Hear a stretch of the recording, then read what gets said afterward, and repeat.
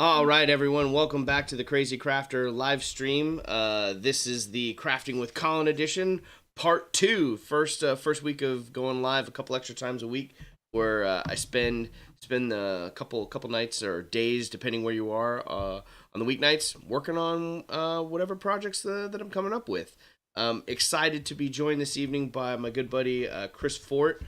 From at Might and Magic brand on Instagram. He also runs an Etsy store with D&D themed apparel. Chris, welcome back. You were the first guest on the Crazy Crafter live stream, man, way back when in September. How's it feel How to be does it back? feel? How does it feel? I was gonna say, how does it feel to you to be back? It feels. Uh, I Go was ahead. wondering that myself. I was like, did I only get on one show and then I just disappeared? Is You that were on pretty a much how it couple. went? You were on a couple, but Sunday mornings are That's what I hard. thought. Yeah. Sunday mornings No, it's are. great, man. Yeah. I mean, I'm super tired. It's late and couldn't be better time to craft right now. That's right. It's like I said, it's my favorite. It's my favorite time to craft. Middle of the night when I can hardly see anything to paint. So Right. that's my That's time. ideal conditions. Yeah, it is ideal conditions. Let's see who we got out there in the chat today. I know we got Tina joining us tonight.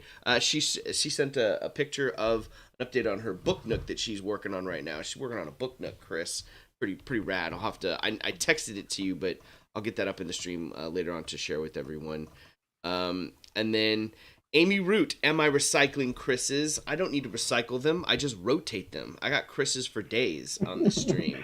He doesn't have to change his settings when he keeps the same Yeah, name, if so I it keep the works out same really well name, for I him. just like it pops up and like I can just keep copy and paste. It's all copy and paste. That's exactly what I'm doing. um, but yeah, good evening out there, Amy Root. I'm sure it's just a titch chillier where you are in the U.S. than where it is out here in sunny California. I love that picture or the video that you shared earlier. They got a new puppy out at their place, and puppy was under the blanket, like giving her snuggles. And I was like, "Yep, that's not a bad way to spend your afternoon and eat puppy snuggles." Not at all. Yeah. Well, this is kind of a continuation from where we were the other night. I've got a little bit more work. I'm trying not to work a ton on the project in between the streams, so I can work on it with you guys. You can see the progression. But I did do. I hit up the outside edges here with the stone texture. I kind of painted the outside portions of it as well. Probably a better see the angles here. Something else that's really cool about this design. Again, this is if you're just joining for the first time. Uh, a cross collaboration build that Michael Patterson from Nat One Videos built in London, traveled over 5,000 miles here to the U.S. where I get to paint it and finish it up. And it's this cool dwarven cemetery. This top that you see right here in front of me comes off, and this is absolutely fantastic. And it is removed once you go down the secret tomb here. Boop, comes off, right? And then you descend down to the stairwell. Well, something else that I forgot to showcase the other day is when you enter the tomb from the stairwell right up here, the front, right, panel comes out. So it's playable, or a little bit more playable on the inside. And it's super rad. So this design from Michael is absolutely amazing. So I'm going to try. I've got, I mean, my goal tonight, Chris, is to, I mean, I got one more panel here to paint. I've got the top side, all the stone color base coat down. I need to get the ground and the rocks. I need to get the ground and the rocks. And I want to pick your brain about the rocks because I want to try something different with those tonight. Okay. Some different color variation. You'd be great. And so will all of you. I'm going to need your help out there too. So I want to try to finish all that base coat and then maybe even get down into the interior and try to base coat all the stonework on the inside. If I can do all that, that would be a pretty dope progression for the end of week one working on this project. Yeah, that'd be a solid. What are you working on tonight, my friend? You've been painting. You logged on and you've been like, bro, I'm gonna start painting. What are you working on? Well, I got to paint now because if I fall asleep mid cast, it won't get much done. My Um, goodness. I don't know. I've got several things sitting on my desk here that have just literally been collecting dust. Two of them you've seen. This little. It's not. I'm gonna see if my phone will work for this Okay. because we talked about it earlier. Using the light. Um, A little I don't better. know how well that A little better. shows, but it's just a little demon, and I think this was one Richard gave to me, and I started painting it and then washed it and really just kind of messed it up, to be honest with you. So I'm coming back in and bringing about a bunch of the color back. And Nice. then this little dwarf here that you've seen, Mm-hmm. Super fun. it's not going to show too well on this little crappy comp video, but you can kind of get an idea. Well, And you can then always as you're working on it too, be cool. I mean, it's a hook up long the trek. phone It's a long trek to travel to all bring the it way next over. door. Yeah, Yeah, to bring it over. For those of you who don't know, it's not 5,000 yeah, miles. it's not 5,000 miles. Chris is literally my next door neighbor. We've been quarantining together ever since this whole thing started. So, like, it's not a bad neighbor situation to be quarantined right next to you. But it'd be cool. You can always text him to me, and I can always we should throw them. Oh yeah, We should throw them up on our social medias and share it with everyone too. That'd be dope. cool. And then this guy that I got recently Ooh, where is now primed. is that one? Where did that one come from? Where'd you get that one from? So I can actually talk about this now. That giant Tarrasque that I did. Yes, Um, yes. I the guy. I don't have his name offhand. He's got an Etsy shop. I'll try and dig that up later if Okay. anybody cares. But Oh yeah. it took him a little longer to get it to me than I think he was expecting, and it's just sort of a thank you for being patient. He's like, I threw this in for you, so it was a nice surprise, and I Nice. got it. I've had it primed up probably since the same time I primed the Trask, but it's you know how it is. I've been working all that time on the Trask, and Yeah, you know, for those of you that haven't seen it or aren't aware, we Chris Ford also our like campaign is large, so we've got a lot of folks in ours. Six players, right? Consistently, right? Six. There's six of us I mean six all the yeah, all always the at least time, six. but at its highest peak, there's been eight. Yeah. Yeah, Um, so for Christmas this year, Chris bought and painted up this awesome terrace that's just big and beefy. I have a picture of it somewhere. I'll have to throw that up on the slideshow in a little bit and share it with you guys, and you guys get to see a little bit of Chris's work.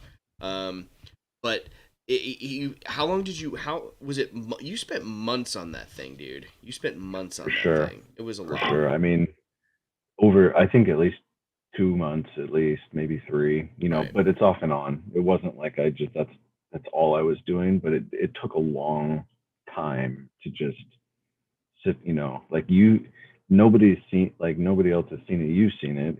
It's humongous. Right. Just to like paint a section is like painting off a mini. So it just took forever. Yep. Yep. It takes a long time. The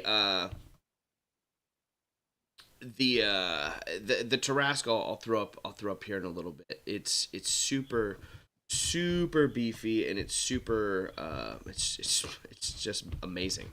Just I a monster. It's a monster, and it's supposed to be a world in our campaign. It's a world-ending creature, and I think you'll definitely have to remind me of the name of the modeler so we can put that up there and credit them because Yeah, let me dig that up that's now.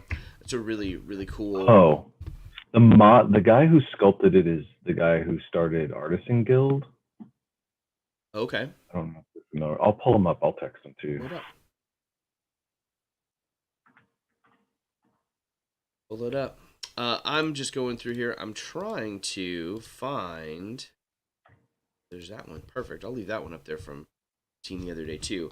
I'm pulling up right now the slideshow. I'm trying to pull this stuff up here for you guys so I can share it with you. Some cool stuff. Um, So what are you guys? I'm curious. What are you guys working on out there right now? I know. Tina's working on that book nook that I'm gonna pull up and share. Um, Amy, did you do any holiday crafting? Your big craft this year has been your new play, which is awesome and amazing. And I know a lot of folks are gonna be getting familiar with that real quick. Um, she oh, that's right. Amy's been playing with a bunch of our friends and colleagues.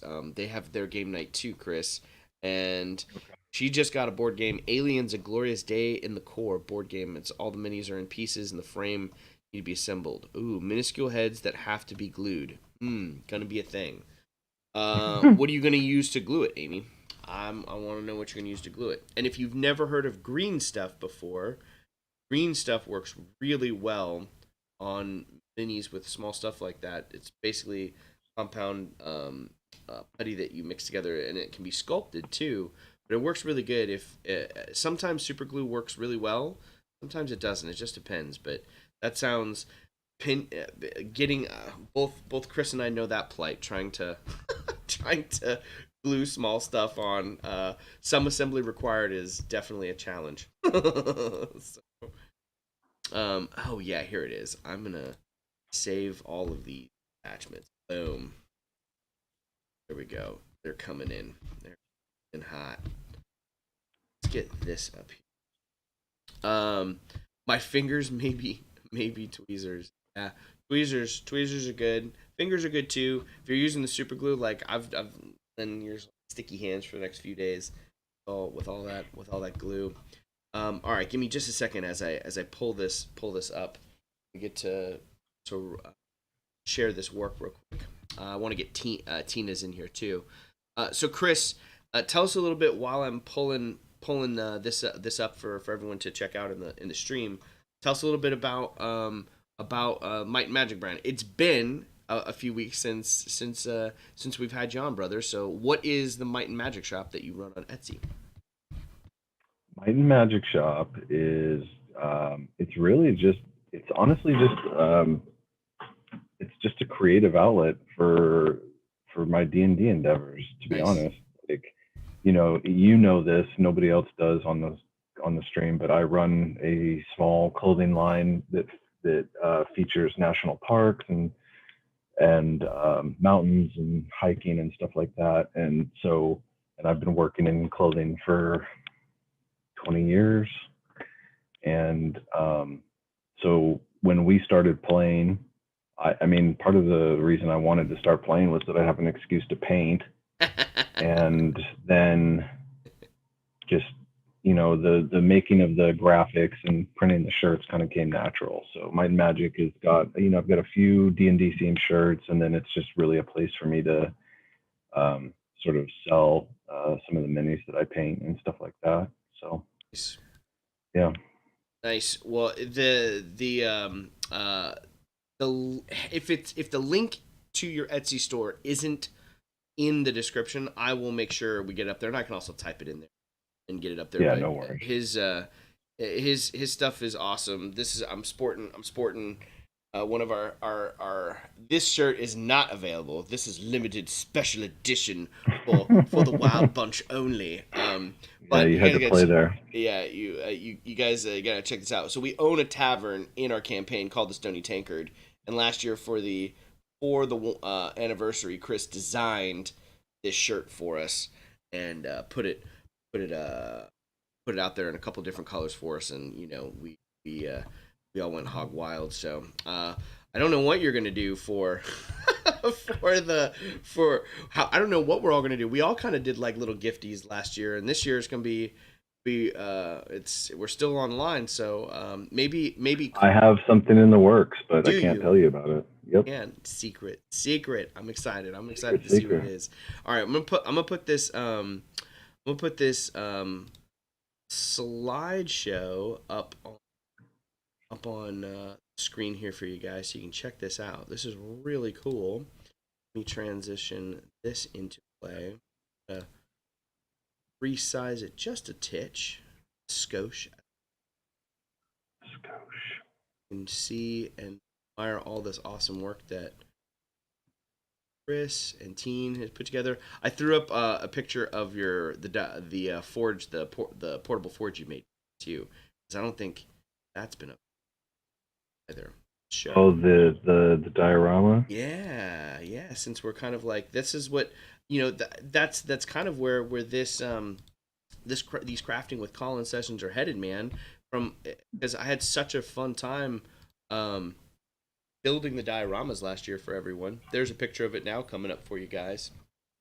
Um, but it's just absolutely amazing that little forge diorama popping up there. There's Tina's book nook that she's working on right now. There's another picture of it that you can see it for. This is the one I sent you, the one where it wasn't lit up, but this is the one that she sent where she started testing the lights and setting it up the other day. Here's a couple of pictures of Chris's latest work. That Tarrasque is in the upper left-hand corner. Then so you're gonna see two Tarrasques. You see two Tarrasques because Chris is a champion, and he he bought one Tarrasque for The Richard. first one was The too first one was small. too small because he came across the big beefy one and was like, "That's the Tarrasque for Richard." So he Yeah. painted that first one up. But if when it comes back around, it's gonna be really cool. You can see it featured up. It's got some really cool lighting and fire effects behind it. It's super rad. But that is that's where uh, that's where the second one was born out of. So it was too small, and then he painted up the second one. So he spent months painting like multiple Tarrasques. But you did sell that first one, so that one's really cool. I did. I was super excited with it too because like I was real happy with the paint job and just was like it was coming together, and as it literally finished, I just was like, damn it. Yeah, It needs to be it bigger. needs to be a little bit bigger, right? It needs to just be a titch Yeah. bigger. Mm. Yep. The well, it was worth it. All that to say too, going back to your super glue story, Amy. Um, Chris had to Chris had to Oh, yeah. glue in some sand, some stuff together. Was it the first one that dropped? Was it the It first one was that the dropped? first one. Yeah, the Yeah. first one took a I was trying to get a little nice nosedive. clean picture for you. I was holding it up. That was my fault. My fault. It just fell off the base. Yeah. Yep. That's okay. I'm sorry I made you drop your Tarrasque. Had to, but you're like, All oh right. no, I dropped it. Have to buy the bigger, beefier one. Oh no. New one. Um, the yeah, but this is super rad. The pocket forge that's there, you can see he made for me. So when I made the dioramas for everyone a year ago, I didn't make one for myself. So Chris, so that's a recent one that he worked on. It's got Rakshasa all over it, and you also see a Rakshasa, a Sessi Rakshasa, smoking some hookah, chilling out, because my character in the game has been infatuated with this Rakshasa NPC captain that's running around tormenting us. And so he put all the Rakshasa paintings all over my diorama and made me laugh hysterically. Um, it's true. Amy says she blames me for everything as well. So it works out. That's what I'm good. I'm good for the blame. Enough. That's fair enough. Okay, well, this is really cool. I'm really liking. Tina, I want to know more about the book nook.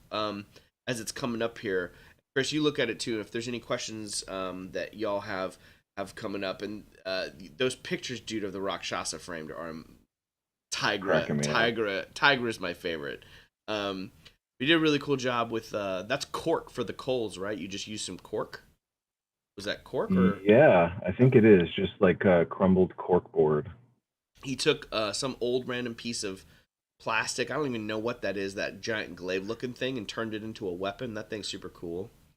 Yeah, that was honestly, I think that was just like, you know, when you buy a toy for your kid and it comes like all tethered into the box? Yes, That was like a piece, it was a piece of it, huh?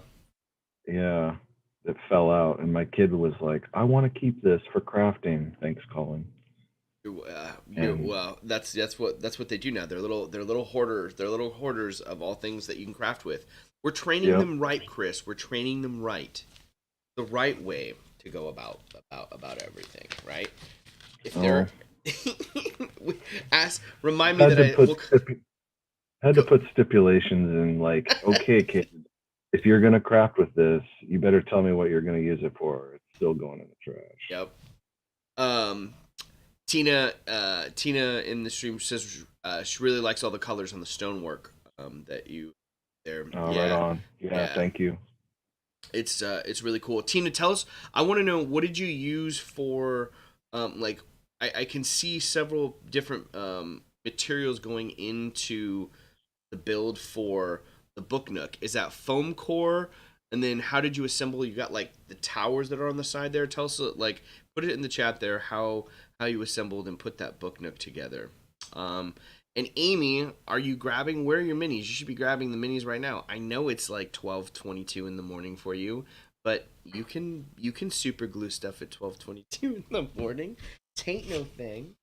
Um, I'm gonna grab. I'm gonna start painting too. I need to get to work on this thing. If I'm gonna achieve all of the ambitious things that I want to achieve today, I gotta get to. Oh, Yeah, you got a lot of work for ahead of you. I do. So, spoiler alert. Check this out. I'll share this with you. I can share it with you. Do you see it? You see these? So these are some new brushes, right? That were Nice. from Amazon. Like they're like $4 or $5. They're really For nice. digging dinosaurs. That's exactly I ordered. There's one for your daughter and there's one for my son. They will, and I think they actually come in a 2-pack. So I didn't know that, and I wouldn't have ordered as many as I did. But I was like, well, now they got one for dinosaurs and one for mini painting. So, Your son left today to go get his special dinosaur dude, he's brush. so funny. He's so funny. They have been excavating. My And whole by backyard. well, yeah, poor Chris's backyard is pretty pretty insane with with dirt everywhere because the children have been excavating. They were playing over here a couple weeks back and they were like, "We found a dinosaur bone." And I get over there and they have dug up a water pipe in the back. Oh, well, let's put that back. That's a water pipe. Hmm. Um so, yeah. Chris's backyard definitely does look like it's being excavated from uh Yeah, they're like doing a good Jurassic Park. job. They are. All right, let's see here. Let me get back. Let me show go back to slideshow off. The was webcam back. Pushing that out. Some really cool. There's some really cool beholders too. That Chris painted up from a while back. You've been the beholders have been something you've been digging on those. Those have been some frequent builds that have been really cool for you, and they've sold well on your store too. Like Yeah. I had the I picture of the undead beholder, which was my favorite one that you've done so far. Really like that one. yeah, I mean, I did the first one and said never again, and then like I'm in my fourth one now, and it's just I don't know, it's just really I'm enjoying like just doing something totally different with them, not Mm. like just a regular beholder. It was the magma beholder and then the undead beholder. And like I was telling you, I'm gonna try and do something with like a like a really like a nice like snake or lizard theme, with like moss hanging off of it, and Yeah, just that's something fun. is that one's still in the works then, right? That one I literally haven't started. The one I started was the one that I like cut apart and Oh yeah. disassembled. And Is that I've just, I mean, that's another thing that's been on the back burner. It looks like this. This is where it's at right now. I think Oh, you've seen it nice. before. I have. I haven't seen it in a minute though, dude. Look at that. So that shroud, it was drawn from a piece of artwork inspiration. Yeah. Correct. Yeah. And what did you end up using for that shroud? That little Paper cowl there. towel. Paper towel. Paper That's towel. dope. Did you It's a pay? paper towel and like watered down PVA I love glue. it. I love it. Paper towel and water down PVA to create that effect. So rad. Yeah, you can still see some of the texture of the towel, so I'm That's gonna cool have to though. That's probably. not bad because then Well, it's like texture in the thread of whatever the cloth is though. I don't think that's necessarily a bad sure. texture. Well, some of those paper towels have like almost like a weird, like it's not it. I don't know.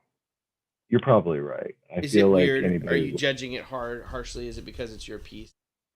Yeah, Which doesn't. isn't that what you do? I mean, sometimes I do. Sometimes I'm just like, yeah, cut it here, throw some paint on it. It's good. Sometimes Forget it. I get a little too freewheeling, but dude, that the paper towel looks good, and the shape that you got on it looks freaking scary as all heck. Ominous. I love Yeah, it. it's one of the, but like for whatever reason, I just haven't had the motivation to like get back into it. I'm not sure how long it's gonna sit on my desk for Well, I mean, until couple like I can you got really do it. busy. Like I know work running the stores like has kept you busy, which is Yeah, good. And then you also ended up, you went down Tarrasque rabbit hole. So like indeed. that was definitely when you were whenever I was just like, hey man, you want to craft, or the kids were like, let's want to craft. You bring me over a Tarrasque, and you were working on Tarrasques. So that was the focus. Yeah, And I'm I glad get, that's done. yeah, I've gotten that too, where I'm like, I put in the work on something, and I'm just like, I don't want to work on it for. I like I've taken a break. Sometimes you got to take a break. Sometimes you got to take a break, go work on something else. Yeah. All right. Let's see. Tina has posted here, and so is Amy. Amy's giving us an update on whether she's been crafting. She's a bit too much. Bidding trying to win Root Family Xmas Mario Kart. Oh my goodness, the tourney. There's a tournament of Mario Kart happening. Dude, I'd get smoked. In Mario Kart, it was never good. Mario Kart. Smash Brothers was where my jam was. That was my jam. But to be cutting minis, yeah. Well, the minis will be there. They're not going anywhere. That's the cool thing about them, Root. They will wait there for you forever and ever and ever. Um, Tina said for the materials for the tower, she wrapped a thin sheet of foam around a carton. How do you call it? Like a cylinder. Pink and yellow is foam. The upper left is balsa and some windows from Shifting Lands. Nice. Yeah, those MDF windows that Gerard cuts out for the jigs for windows are super helpful, and they definitely help out any build. But I really like all the different textures you're including from the foam wrapping it around to the balsa wood, incorporating all the different stuff. Now, did you texture, Tina? Did you texture the foam with anything? Did you draw the stonework on? Do you roll it? Did you use tinfoil? What technique did you? That's what I'm curious about. Um, and everyone, this is a good time to remind everyone, if you're watching the recorded version after the fact, again, if you're new to the channel and this is your first time checking out the stream, and this is your first time hanging out with us, make sure you type new in the comments below in the video that you're watching. Type new, introduce yourself. I want to get to know you, where you're from, and hear what you're working on, right? It's cool, just like Tina's doing right now. Send me, you can tag me, find me on Instagram, crazy.crafterxps on Instagram. Tag me in the photos, follow me, send me messages of images of the works in progress you're on. Come hang out on the stream, and I want to feature them. I want to show everyone what you're working on, talk about it just like we are with Tina right now. This is a wonderful opportunity and a great way to connect, hang out with people, uh, and share a little bit of our processes and how we go about creating everything. The book nooks Fort are like everyone's creating some book nooks right now. That's I've the been jam, right? yeah, I've been noticing that too. I mean, Ardnor, he's been Yeah, pounding those out, and he has. He has. They look great. They look really good. I'm yeah, I'm not as connected into the crafting community as you are, but I have noticed that people are doing these little book nook displays, and they look really cool. Yeah, they look super Kind cool. of a fun like way to integrate, that whole vibe and like some of your minis just into the rest of your like decor or Yep. whatever. Yep. For sure. It's neat. I think like they they're just like little vignettes or dioramas, right? That allow you to feature just a super cool moment. I'm telling you, I think that's another reason why people are enjoying it so much. And Tina, you'll have to tell us like what you think about this, but I like dioramas because of the story, right? When I'm creating, just like the when you created my pocket forge for my character, there was backstory to that. Like the pocket forge was something that was Sure. gifted to me to my character. The Rakshasa stuff is like Right. all inside, nods to what's happening in the campaign. So I like finding those elements and components of the story and Hmm. implementing them into the diorama. I think bringing those to life are super cool. Um, Yeah. so um, I don't know. That's kind of another reason why I'm super excited. Like a large majority, if you guys tuned in to Monday's stream, um, where I announced at the end of the episode that I'm going to be doing a lot of some of the projects that I want to work on and that I want to build are dioramas, like not necessarily terrain pieces that are going to go on the table, but I really like creating these moments. The first one's going to be from the Princess Bride, and I think it's just going to be fun adding all those different layers of those individual stories into. Um, Go ahead. You had something, buddy? Oh, I was just gonna say I saw you guys talking about that the other day with the Princess Bride thing, and I like didn't get a chance to catch up on it. So you're gonna do a diorama for the scene where they're fighting, yeah? Correct. The one where they're on the cliffs of insanity, and I found a Mm-hmm. really cool image. Found a really cool image online of the it's a moment where Mandy Patinkin, Inigo Montoya is cutting to Carrie Elway's right leg, and Carrie Elway's the Dreadpire Roberts is up on a higher ledge, coming down off of it, but they're both in kind of a lunge, and Carrie Elway's is in a parry of two, defending his low outside line, and it's just a really dynamic shot. But in the background, there's like the ruins of the archways that they're fighting on, of like this like remote tower, and I was just like, dude, that's a cool moment to capture, incorporate all of some to make some ruins and to paint up these Right. minis. But the challenge that I'm gonna face is I'm gonna try to make 28 millimeter custom rapiers, which is insane. So, uh, Good luck, friend. yeah, I've never done it. It'll be fun, but that's a fun one. I'm gonna try to get like one of the armorers like that I know and Amy knows. Like, can I get like a Neil Massey on here, or a Kerry Stagmer, or a Tom Fiocchi, or a Jesse Belsky, or all of them, right?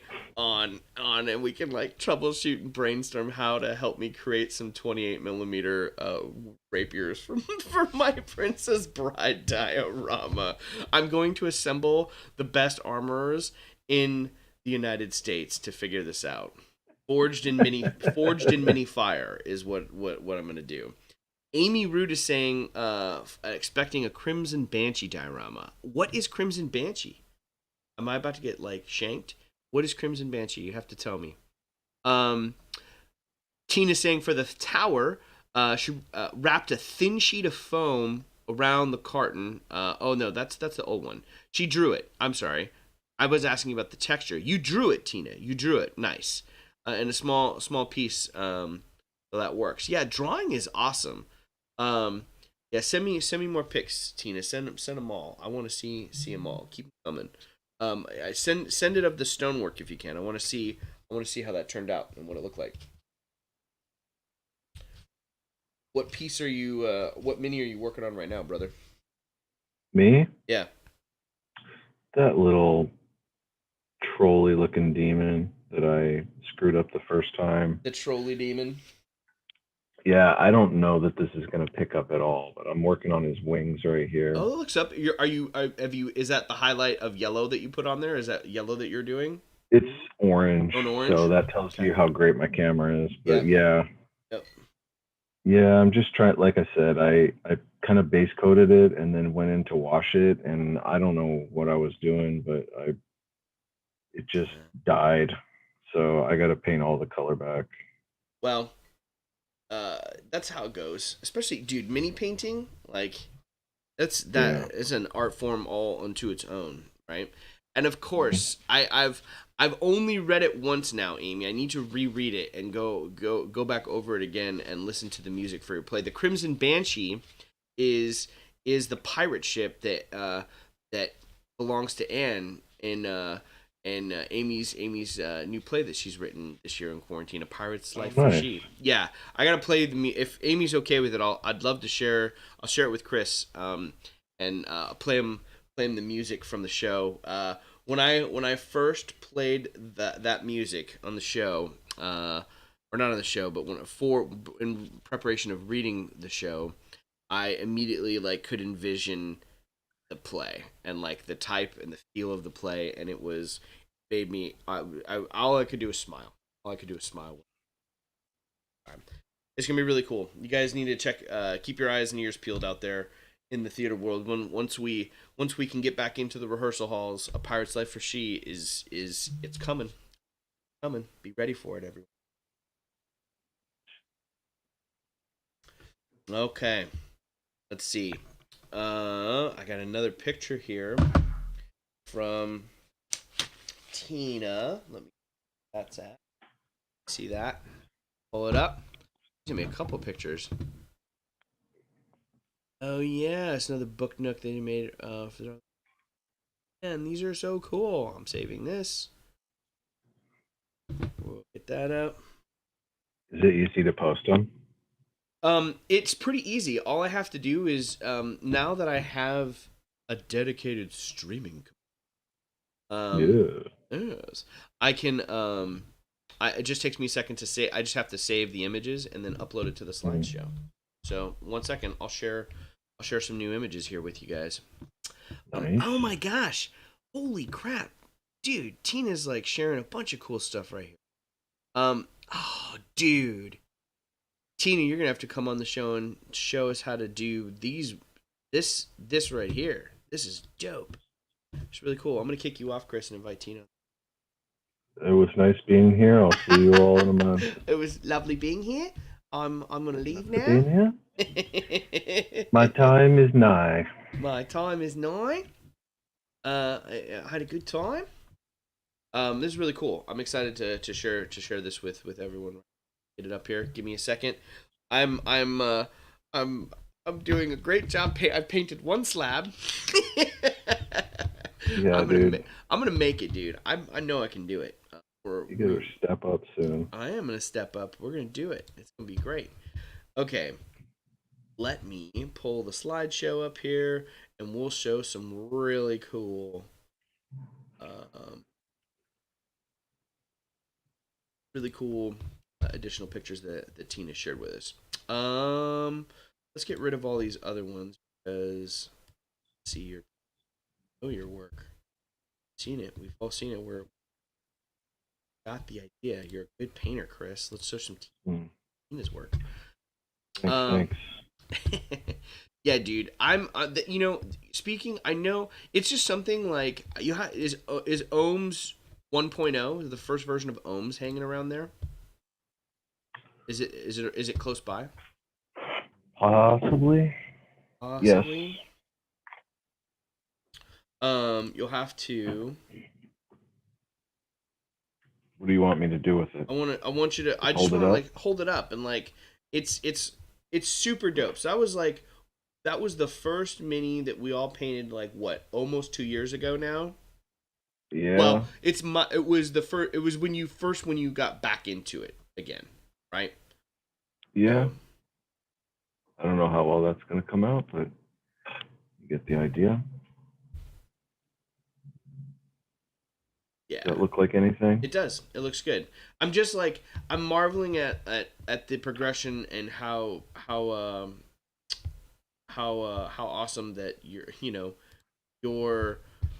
your skills and your technique has improved over the time too. It's super dope, man. Like all like I remember seeing version 1.0 and I was like, dude, this is amazing.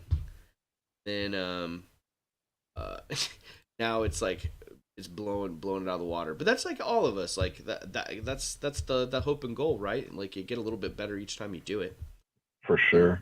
Yeah. learn I from mean, like you definitely want to try and push yourself. oh. Um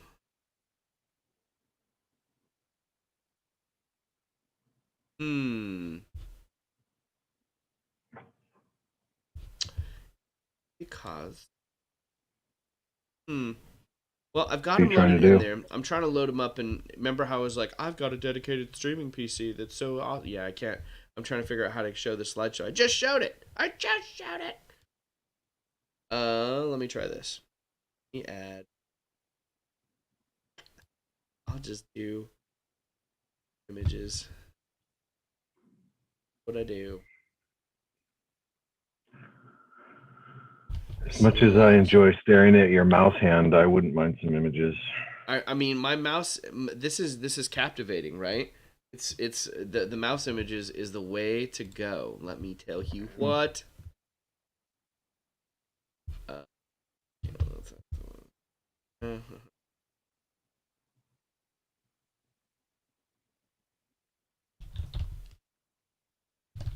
Tina slideshow.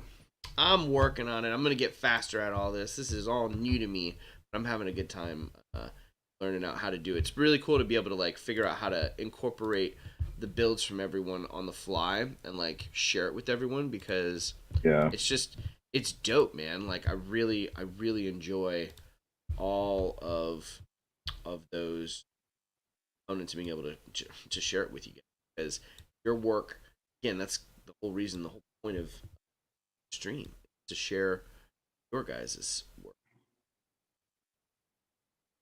Let's do that. Let's perfect. All right, as like Chris said, as awesome as the You've got a great looking mouse hand, it's but we it's want to good and see it's we called want to a. see builds. You'll be happy to know it's a red dragon mouse hand, but I definitely dig It's an interesting nickname for it, but okay. that. Oh man. Okay.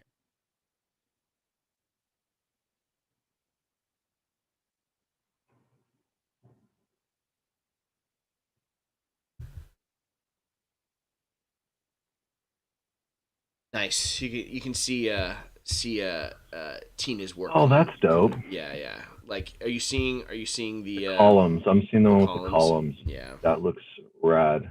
Super rad. Yep. Yep. Tina's laughing at me. She's probably laughing at me because I'm like, I'm gonna figure it out.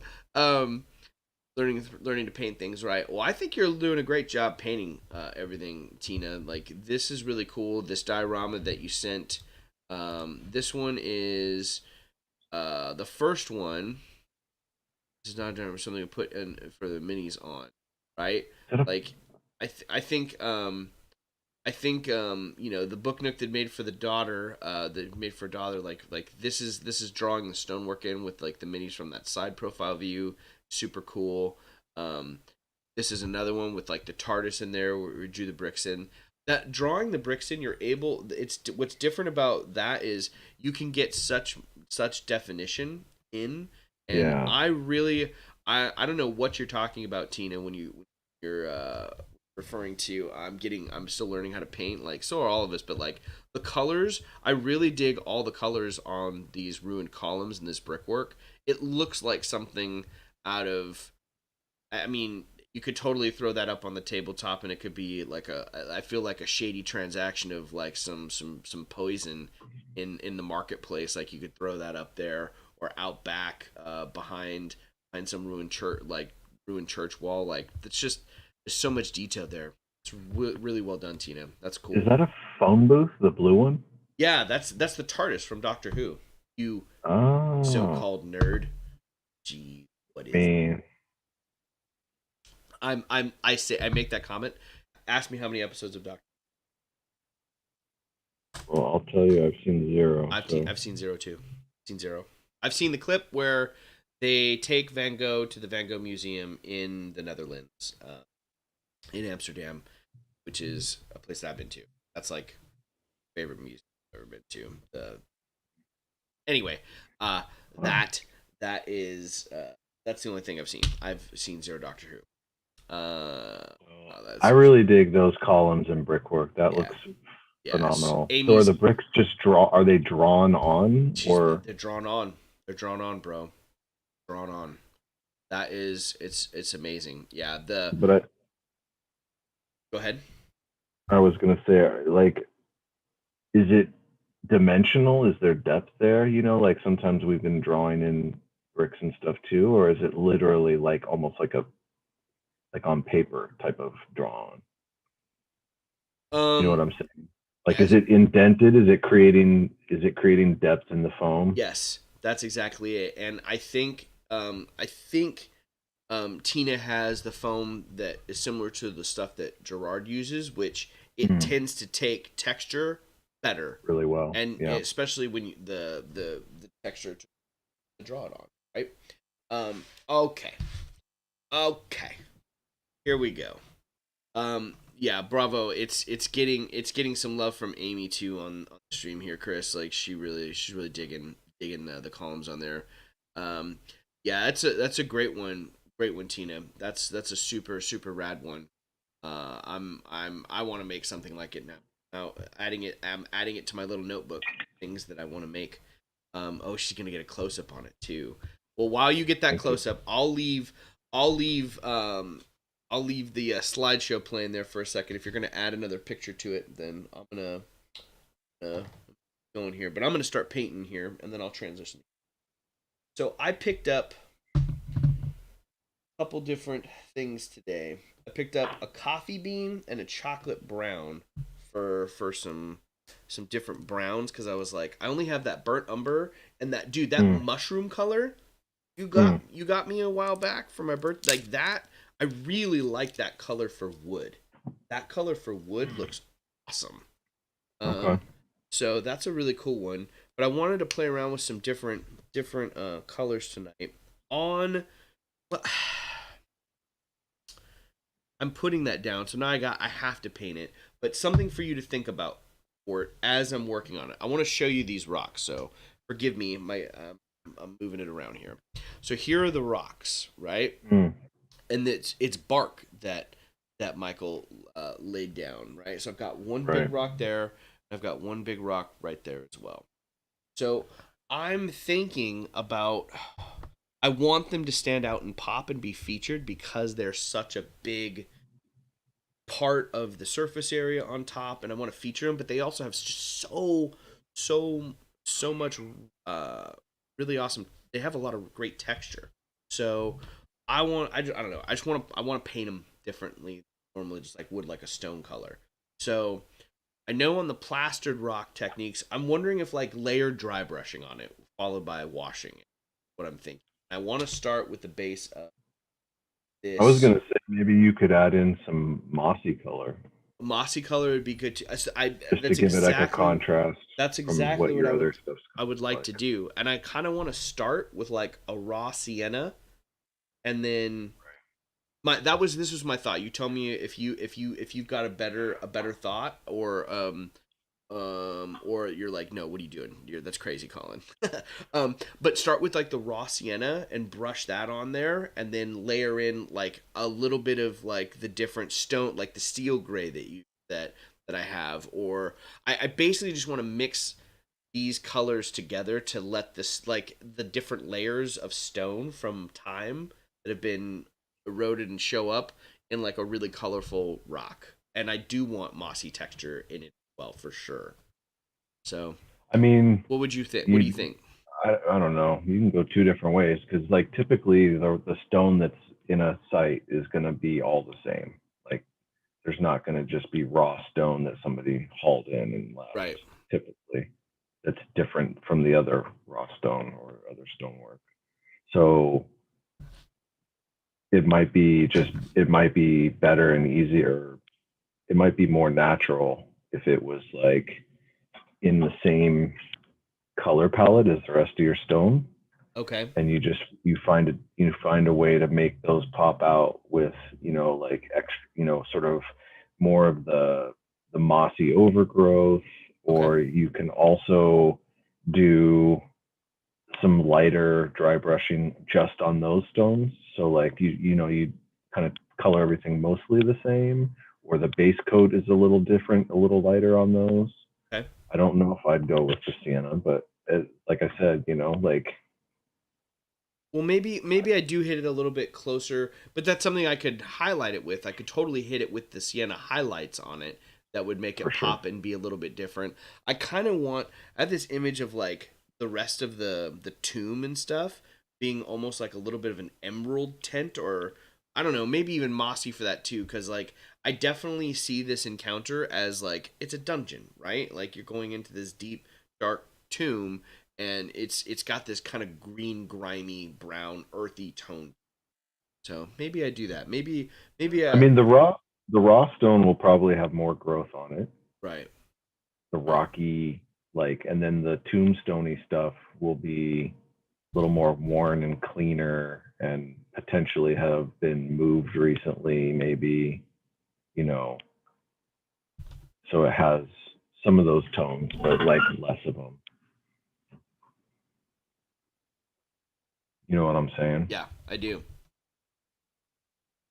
Do. Okay. Well, that's cool. That's what I'm gonna do. I'll do that. I have a little that gives me hint in the direction. I'm gonna start painting. I'm gonna do the brown. I'm gonna get in there, do some brown on this, and then me let me see transition.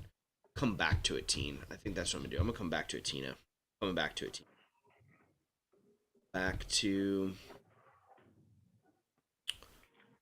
to it, and then we transition. Right now, let's come back to not just my mouse hand, but also my painting hand too. I know. How crazy, right? Sick. Sick. Oh yeah, this is a nice brown. This is the coffee bean. This is the coffee bean. Coffee bean. Uh nice little cold brew. Little cold brew. Cold brew out there. Nice. Cold brew. Yeah, bro. Oh man. Ooh, there's a lot of cool bars. So I don't know if Michael got in trouble from his wife when he did this, but he put a lot of really cool texture Mm, on here on the base floor for the ground, and he yeah. threw a bunch of bark that he'd cooked, and then he threw it in the blender and chopped it up. Oh, jeez. I don't know if I'd get in trouble. My mom would be mad. What are you doing with that? Do not put it in the blender. I haven't gotten there yet. I haven't started chopping I think bark. I would. Yeah, I think I would feel like I need a dedicated wood chopping blender if I was going to do that. You need a dedicated wood chopping blender? Yep. Yeah. Maybe. Maybe. All right, that's not going in my food blender. I don't think my ninja couldn't handle it anyway. It would break. It'd be like, nope, no Yeah, way, no way. it's not rated for crafting. uh, I am not the worst, Amy Root. I love you. I am not. She's saying I'm the worst. I'm the best. Um, let's see. I've got the I picked up a couple other things at the crafting store today, and I picked up a couple of things in preparation for building 28 millimeter swords. So Dude, you're what? good. I do not envy you. Oh, it's gonna be crazy, right? It's totally gonna be. That's gonna be. But something that I've never done before, and the thing that I have to keep reminding myself now is I'm super emboldened by this channel and everyone who has become a part of the stream and the show. And Mm. I realize I have like I have dope resources, and I'm not like I have a lot of community support behind me. So it doesn't always have to be me. I definitely have learned, if I've done anything I've learned in life, it's that I do not have all the answers. But what I do have um, is a bunch of awesome friends that can help me figure it out. So you're one of those friends. So is everyone else that watches the stream as a part of the show. So we're gonna figure it out. And then I thought too, what better way? Like no, like I'm legit gonna pull these guys in for one of the streams. If I can get maybe even just one of them, right? Uh, to figure out like one of the professional armorers. I think we can make some 28 mil swords. I think we can do it. He's gonna be like Collin. Stop right there. It's true. Did you say 28 millimeter scale? Yes. Yep. That's exactly what I said. He's gonna, and I'll be like, you heard me. They're gonna be I'm going to prep them on what I'm going to be attempting. They'll know. You're gonna be grabbing like a sewing needle and wrapping it with little wire. Well, that's kind of my thought, and here's where that I was telling Amy about green stuff earlier. I think the green stuff is going to be my friend.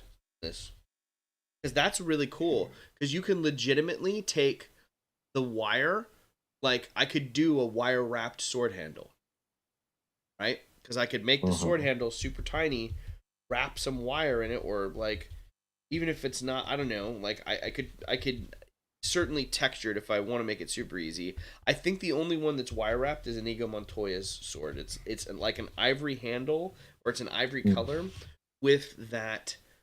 I believe it's a gold wrapping on it. If memory serves me right, you guys can check me out there. As I try to remember the sword. But that is a pretty that I think that'll be cool. Amy says she would start with a cocktail sword. Well, that's kind of brilliant. And end with a cocktail and sword. with a cocktail sword. I think that's a good idea. I think the cocktail sword's too big. I think the cocktail sword is too big, Amy. That's my only. I think that's a brilliant idea, but that's cheap enough. I think I can find those at the dollar store. So maybe I go try it and like I have like a slew of options out there. What are you doing with the swords? Are you like putting them into somebody's hand, or are they just like? Yep. No, they're gonna go. They're in action poses. So I got to go back now. I'm gonna do two versions of the minis. I've already designed the characters on Hero Forge, right? They're up there. They're up there, but now I have to copy them, and then I'm gonna delete the swords, the crappy rapier, the only rapier option that they have. It's not crappy. It's like really heavy. It's really big, and it's like it's. If you go to Hero Forge, Amy, and if you haven't been there already, and check out the rapier, and you can see what I'm and know what I'm talking about. Like it's too big and bold. It's proportionally in it bugs me, and it's not happening. I mean, I think they need to do that to make sure they don't snap while they're printing it, but like Probably. They look really, really bulky. Well, one thought that crafting bag. As I ruffle through it. A couple different things that I found today. I thought might be kind of fun. Even this might be too big. Check this out. These are just little pins. They're pins. Oh. So these were $2. So I was like, let's try this. But if I take a pin, right? Mm-hmm. As far as like a single like cut it down or something. Just cut it down, and I can literally shape it to whatever I want. Now the other portion of this too is, and you can kind of see this here. If I take the sword, and take the sword, it's just a pin right now. It will be a sword, but you could take this and straighten it out, and not only do you have blade, but now you have the Quion or the crossguard that run that run horizontal along the handle where the blade runs into. So if this were the sword, here you go. So here's my sword, and Hmm. here's like my Queon, right? The cross of the guard, part of the guard, and the hilt of the sword. So, you could take that because you can like you could do some fancy. You could like bend it, and I know this is like super big right now. I'm just spitballing, but you could get fancy with it and like start bending manipulating this wire. Now this wire may be too thick, and it may only work for a blade.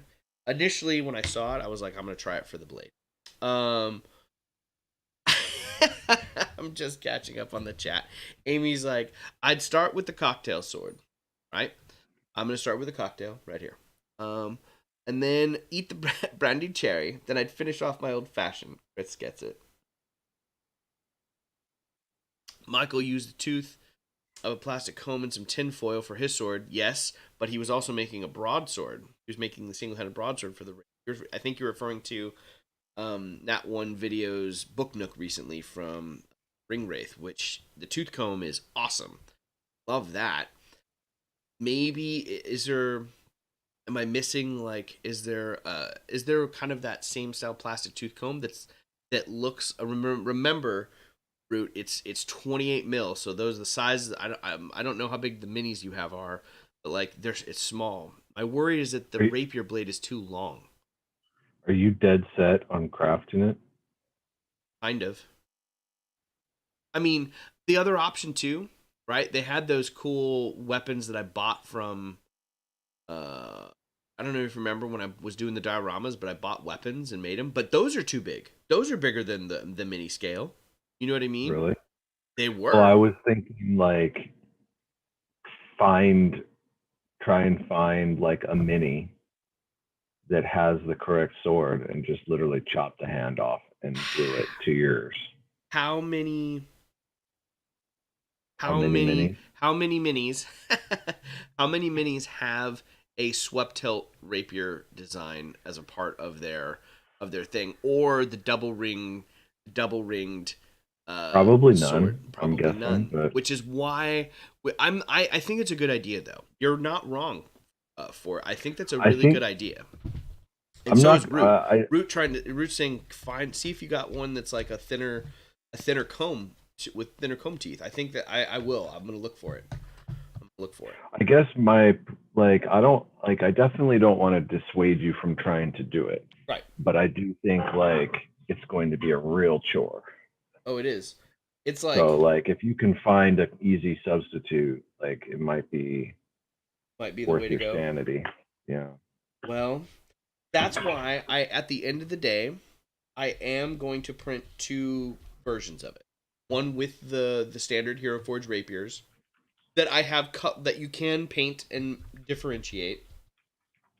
That I could even print multiples of. Oh, there you go. That's what I you're hear me out on this. So now I take the minis, print multiple copies of them, if nothing else, just for the sword. Cut the cut the sword out and their hand like can I get their hands out of there and can I modify the print? You know what I mean? Because chopping a blade Uh, up, you know you what I mean? mean physically modify Physically the? modify Yeah, yeah, yeah. the new print and bat and like I don't know if you call that if is that a kit bash? Not really, but like just modify what I've already printed, you know? For So sure. that's another thought too. But at the end of the day, if it all fails and it goes terribly, I have minis on backup. I have backup minis with swords in hand ready. We'll see. I don't know. I don't know what I'm gonna do, but we'll see. Yeah, I Um, just remember like working on actually your diorama. I made that sword, and then I was like gonna make some other stuff, and I tried to start doing it, and I was just like, this is a like work like because I had seen Ardenar Minis make some weapons, and I think I told you this. Like anytime I see people working on stuff, I just assume they're working at 28 millimeter scale. yeah, yeah. And I was like, oh, like that looks dope. I'll do that. And then I tried to do it, and I was just like, this is a real pain It's at this size. challenging. Yep. And I was talking to him, and he was like, yeah, but you're working at 28 mil scale, like. And I was like, oh, so you're not like. It just like He's I like, was like, oh, I I got didn't out of know. that. He's like, I'm not working at that scale. Nope. Yeah, The 28 mil scale is hard. I have an idea, and I've already picked the brain of one of the armors that I know that I've that have purchased many stuff from, and he's a prop maker in the theater world as well, and teaches prop making. How cool are those students? How lucky are those students? Uh, like they get sword making as a class for their property design in theater. Tom Fiocchi, it's you're pretty amazing. That's sweet. pretty sweet. That's like dope. I should have been like, Tom, are your classes all online? Get my. I should have been crashing his classes this entire time. But maybe he's teaching in the spring. Because I need more Oh stuff to do. Amy, shit. if Fioki's teaching a Zoom class, we need to somehow weasel our way into that and be for that class. That I don't think we'll have to weasel. I think he would just be like, I think he'd be pretty down with it. Let's learn how to make swords in root and breasty size scope scale. Let's do that. Um, anyway, but Tom was saying maybe a soldering iron and like maybe some solder to like for like mini welds and like literally like welding stuff together. I think that'd be I mean, I'm no professional with soldering, but that stuff melts pretty quick. does. It goes from like 0 to 100. All of a sudden, you've Well, got a pool of metal. but as far as making the weld, so if I take this and use solder to hold two pieces together, it would work. Oh, sure, You know sure. what I mean? Yeah. Like using that Yeah, yeah, as like yeah, yeah. essentially instead of being able to weld. Although I don't know if anyone's attempted to weld 28 millimeter weapons before. If you have, please leave a message in the comments below so I can invite you on the show immediately. Like, I don't know if that even exists. Uh, Oh my god. yeah, like mini weld. Like I Yeah, don't even. Yeah, like crazy, you crazy. just burn them up. A lice comb. Oh, Tina's got a good idea using a lice comb, thinner blade. I like this. This is good. See, I'm gonna write this down. A lice comb. I like that. Tina. I'm writing it down. Lice comb. If you guys are watching this at home after the fact, not live, please leave a comment below and tag me in it and say, "Hey, have you thought of this? Let me know. I'm looking for answers for 28 millimeter swept hilt rapiers." So, I'm good. sure they'll be banging down your door with ideas. Everyone else is probably like, "What is wrong with you? Just the printed one." And I will. I have it as a backup, but it's something that I've never attempted before, and I think will be kind of like. Can you imagine? I'm gonna need a lot of whiskey that night, or maybe not whiskey. Maybe I drink Dude, tea that you night. need Whatever. Like, maybe I need. Do I need to be completely sober for that experience? I think you do. Like, if you're trying to work at that size, I think the You- last thing you want to be able to do is like blurred vision and inability to poor motor skills. Oh my gosh. You're just your reaction. You're like, I think you do, in like the most honest sincerity. Like, don't drink that night, Colin. Don't do it. Insanity. Just don't do it. Just don't do it, bro. Oh man. Called the crazy crafter. Crazy. There's a fine line between crazy and shooting yourself in the foot. Sounds like a good shirt for the channel. Maybe that's the first shirt. Fine line between crazy and shooting yourself in the foot. Um, let's see. Catching up on the chat here. Where are we at here? Sounds like a throwdown I would enjoy. Finding the right material to create perfect tiny swept tilt rapier, right? I think that'd be cool. Like it'd be fun. Like if you want to do it, Root, let's do it. 28 millimeter scale. Like if you I got think you're it, gonna wind up using an actual needle. a needle would be cool. I think the this one may be too thick, right? This one may be too thick, and it's pretty hard. Like the gauge is heavier to bend and work. But I'm thinking one of the larger sewing needles yeah, you that think has so, like huh? an eyelet, you know, like Yeah. and just like I don't know how you're going to get a some sort of guard or hilt or whatever on that, but I don't know either, bro. I mean, I know that the double ringed one's not hard. Well, in my mind, it's not. how about the handle for the ones you're printing? Does the handle look okay and it's just the blade that sucks, or is Yeah, the whole thing bulky? I might just clip the blade, but it's also Inigo Montoya's sword. There's a lot of history, and you know the story that goes along with it, like the Six Finger Man, the Mission the Mm-hmm. Sword, and all that good stuff. But the thing that I want, like, I feel like that's an important one to get. But here, check this out, bro. Like, so Wesley's sword is literally a double ringed blade, and here's a jeweler blade, and it's this color. So if I can get it and pull these things apart, and I have like a variation, like, so that's a bigger one. I mean, they go down as small as, bro. Come on, open up.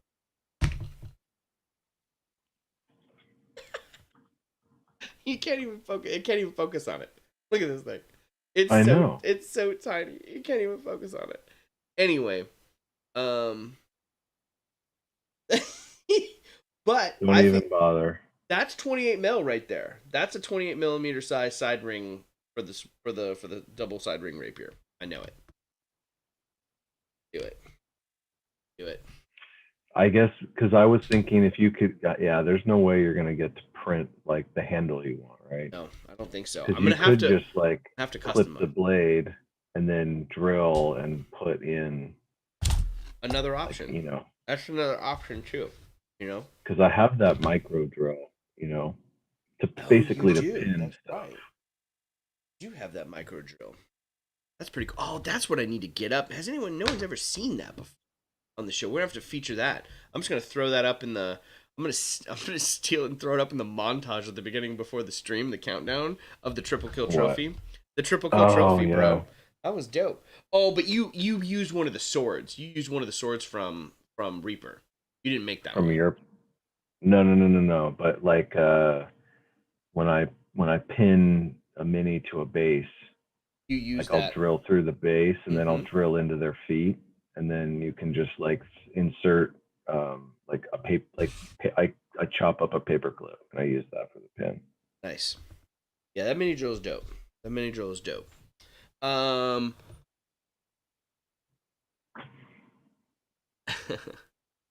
Uh, I was Louis Shaw's assistant for 3 years. Yeah. That's true. Build me. Where's my 28 millimeter rapier? How come you haven't fashioned it yet? Then, assistant, Vulcan's Forge. Where is it? Whip that up. That up. see, does Um, this show? be Can you green see to easy and anything? torture. Drink wine. It helps, dude. Wine works. I like wine. Oh, look at that. That's looking dope, dude. Look at those wings. Those wings are looking good, dude. They They're have better that. now. They have that leathery look to them. Yeah, Yeah, they're can't they're really looking really tell. cool. Like my own window is so tiny that I can't really tell how it looks on screen at all. Well, you can always snap a couple pictures of progress along the way, and then text them to me, and I can throw them up in the stream for everyone before we stop. Yeah, So, super dark in here though. Whatever. I'll my do it. lighting isn't perfect, Yeah, I learned it from you, man. dude. I'd be like, Chris, it's 8:30 at night. What are you doing? Get her down. What are you doing? I'm like, I'm painting. Why? Not Well, I why. am gonna. Not why. How? How are you How? painting? How? I am gonna put it on this little base right here. This cracked, like, I don't So know if that. cool. Is that one you made? Did you make that one? Yeah, I bought like they had. I think they have like a. I think you bought it. It's like a technical paint. It's called Mordant Earth or something. Yep. There's Yep. Iron Earth and something else. Oh, and you use those? You use that one for it, Yeah, I had dude? used it on the that purple worm that I tried to make like a magna worm. and then was like, oh, I'll make some base too and see how that comes You out. did make a magma worm. Try to make a magma worm. You made a magma worm, bro. Didn't you? Is it gone? You sold that one too, didn't you? No, it's sitting It's here. sitting there. That Yeah, How was that thing not sold? Show that thing off. Look at that crazy thing. So, talk to it. Tell everyone that that base is talk custom. to it. You not talk Hello, to it. worm. That's not what I meant. I meant talk to the people that are watching it and let them know how you created that base and what you did there because that base looks. um, so this was, I think it's Reaper. I can't remember. I think it's a One of the Reaper. companies makes a purple worm, and I thought this was after I had done the magma beholder, so I Yep. thought like it'd be cool to do like a magma version of this that was like coming out of the lava. So it's probably hard to see, but I basically went to Colin's house and stole a bunch of his rocks off his out of his backyard and glued it to the base here, and then painted everything, and then I threw some iron of that Morden's iron earth over it. But I also did some dry brushing and stuff like that. Nice. So It looks good. I like how it's just. It looks like it's busting out of the right. volcanic rock. It looks cool.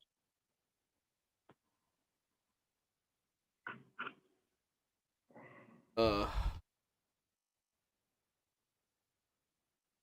Amy's talking about there's a tool for making fishing lures that pull the rings apart nicely. That would be cool. I think I know what you're talking about. Um, but Amy, Amy is Amy's fishing all the time. Well, when she's able to. Not fishing right now. Too cold to go up Yeah. there. But she's got like they're right on a lake fort. Like they're right on. What about ice fishing? Do you guys Yeah. do any ice Oh fishing? yeah. There you go. Root. Talk to. I know she's ice fished in the past, but like, are you guys planning on any ice fishing this year? In is does that lake right near you? Is that I suitable did that for ice once. fishing? Once I Once. went out with my godfather and his dad. We went ice fishing. We were up in Idaho, and we spent probably 4 hours on this lake. I caught one fish, and it was literally like this big. And I packed it in why have you ice. only done that once? Why have you only done that one time? Yeah, it was didn't really didn't really go that well. Oh my god. Yeah, you have to tell us if you ice fishing. Tina, do you do any fishing there? And it's forgive me, Tina. Is it Belgium? Are you in Belgium? I think you're in Belgium. If you are in Belgium, and I believe if my memory serves me you are, that's one of my favorite countries I visited because the beer is cheaper than water. In addition to it had the we stayed in Bruges. We were in Bruges, and we went to Bruges, and that was one of my favorite stops that we did. The architecture there was absolutely. We only had a couple nights in Bruges. I wish we'd have done more Belgium. Um, yeah, jewelry tools are a good idea too. I see that, Tina. So much. A lot I have to look into. Yeah.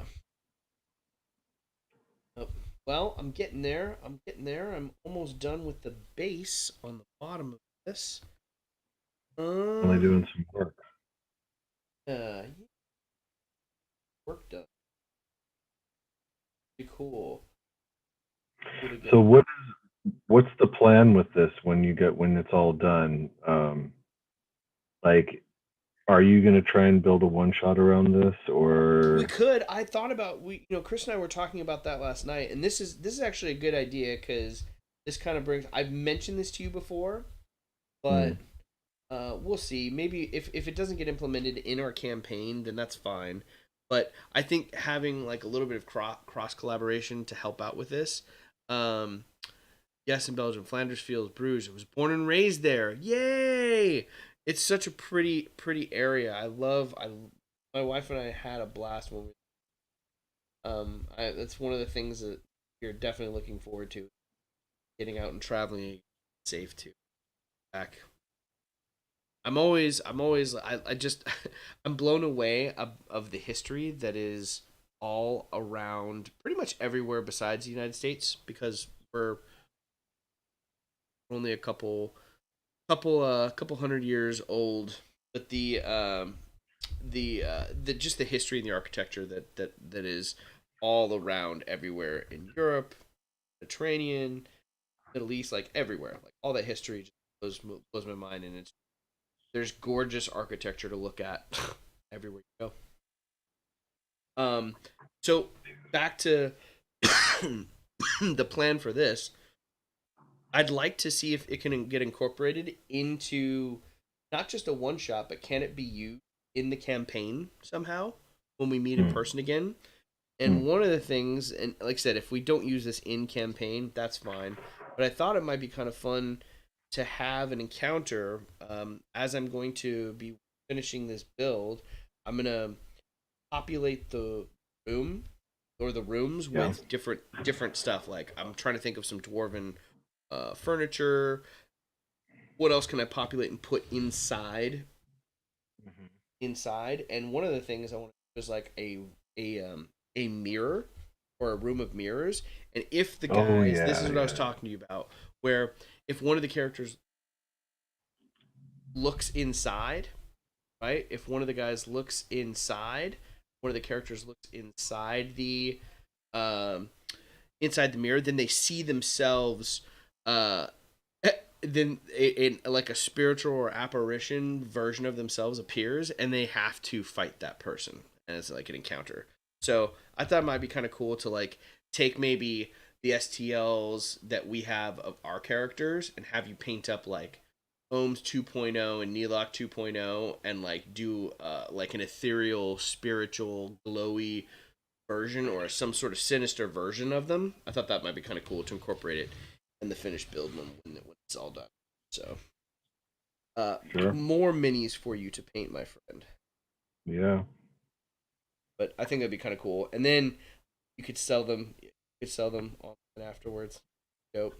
Ethereal dude. Someone's got an ethereal rogue and an ethereal battle raging barbarian after them. That's kind of cool. Jealous. Jealous. A monk rogue. An OP monk rogue.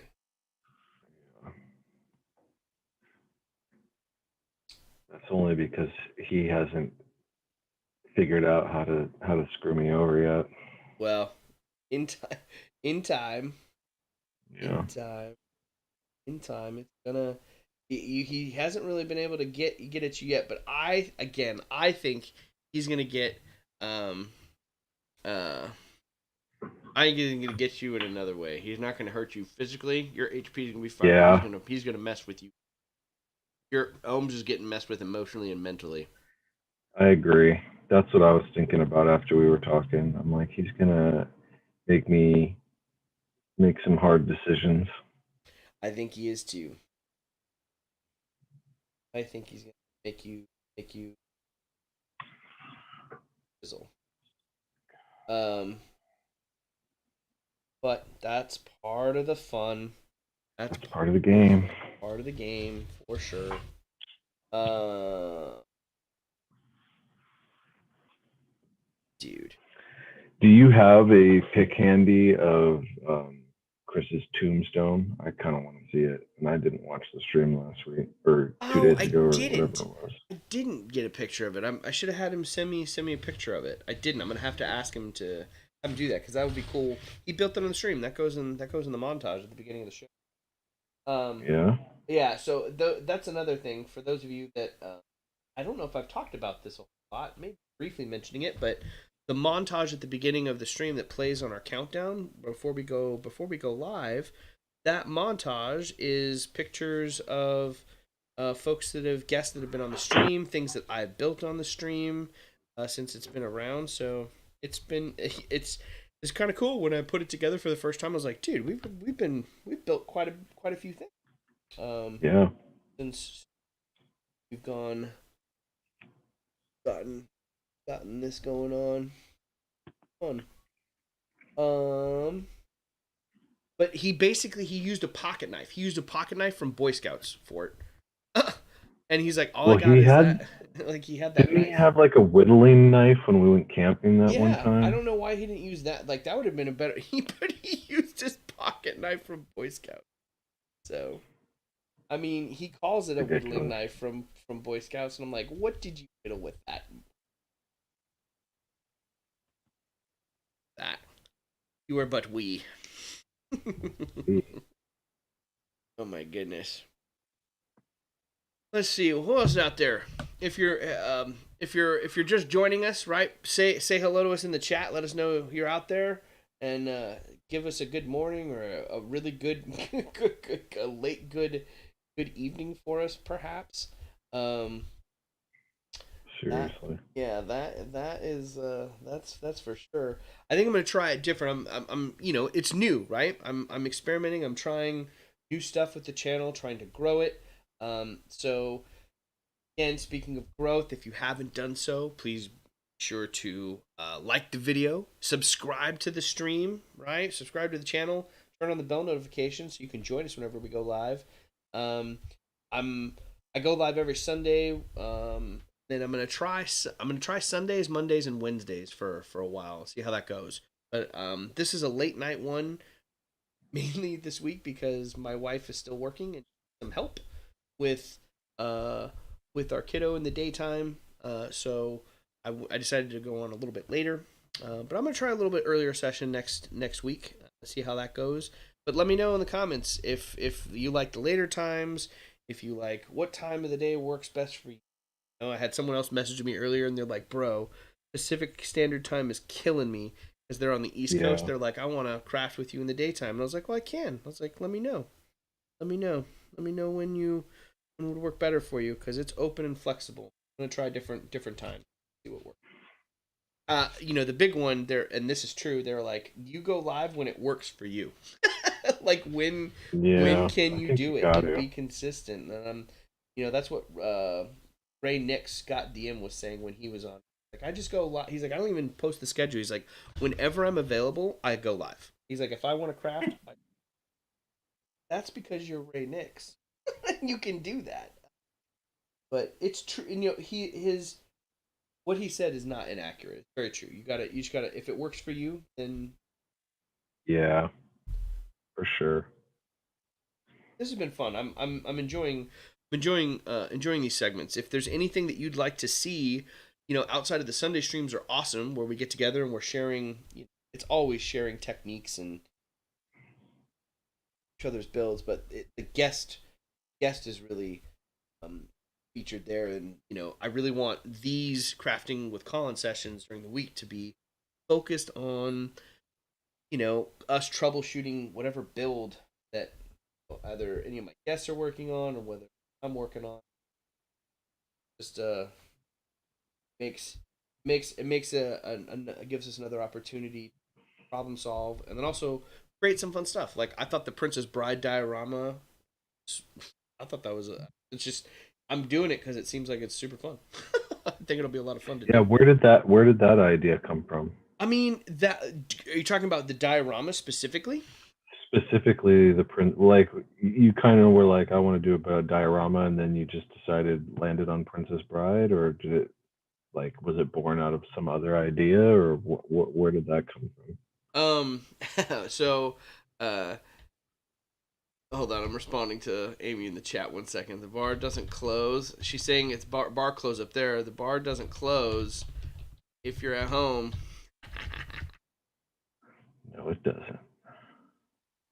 Um, so, I mean, the Princess Bride came out of uh, you know, what I do during non-quarantine times, which again, Sure. you know this, and Amy knows this, and Tina now knows because she's been with us for a while. But this has been during normal times. I work in the theater, and I'm a fight director. I'm an actor. I'm a teacher. I teach theater, but that's where this I was like, I want to do. That's where the dioramas came into play. I was like, I could do famous sword fights from movies. Mm, Yeah, mm, and I just thought that'd be cool to populate. Right, that might be yeah. kind of be fun. I don't necessarily. I don't. I'm learning that my buddy.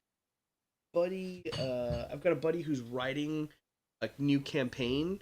For he's writing the story for for a new upcoming tabletop, and he commissioned a piece for me, and I was like all excited, but I'm like, I don't like the idea of being like, I don't want to be paid to do it. I want to do it because it's a it's it's fun, right? It's not necessarily work.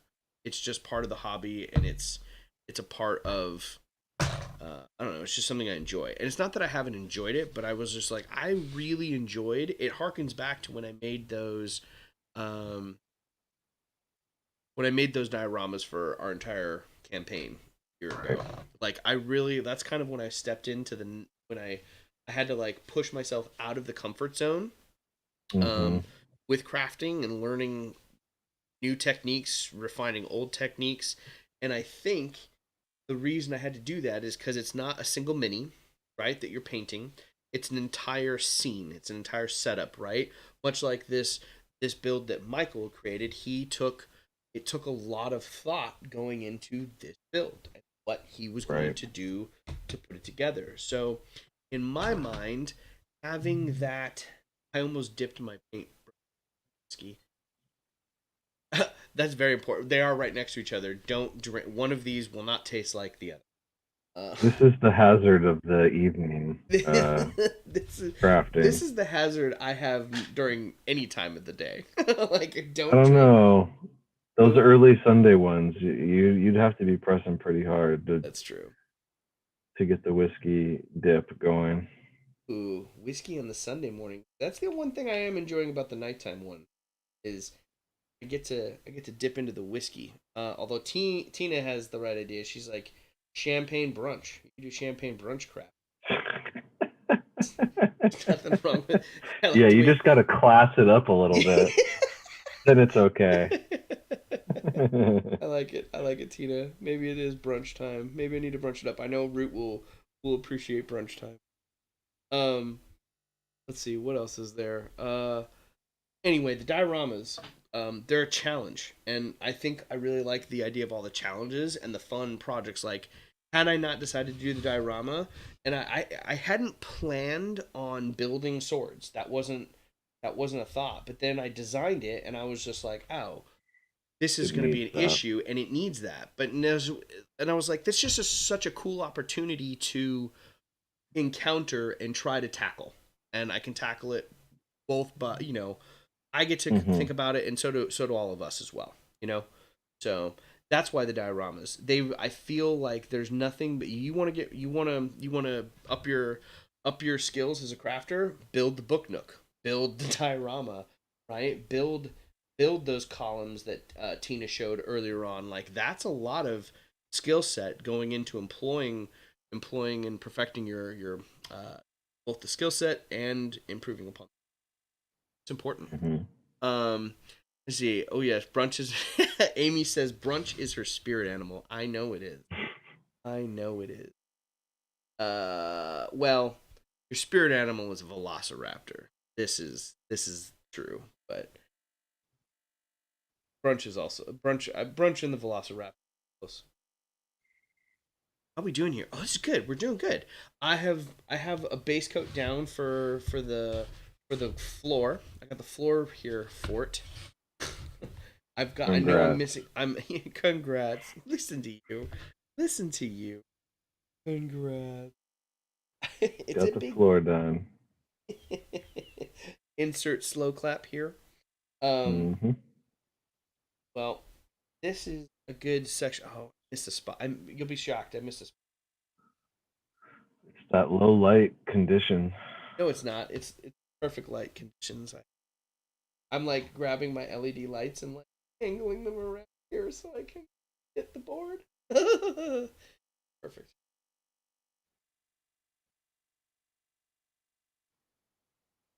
What else?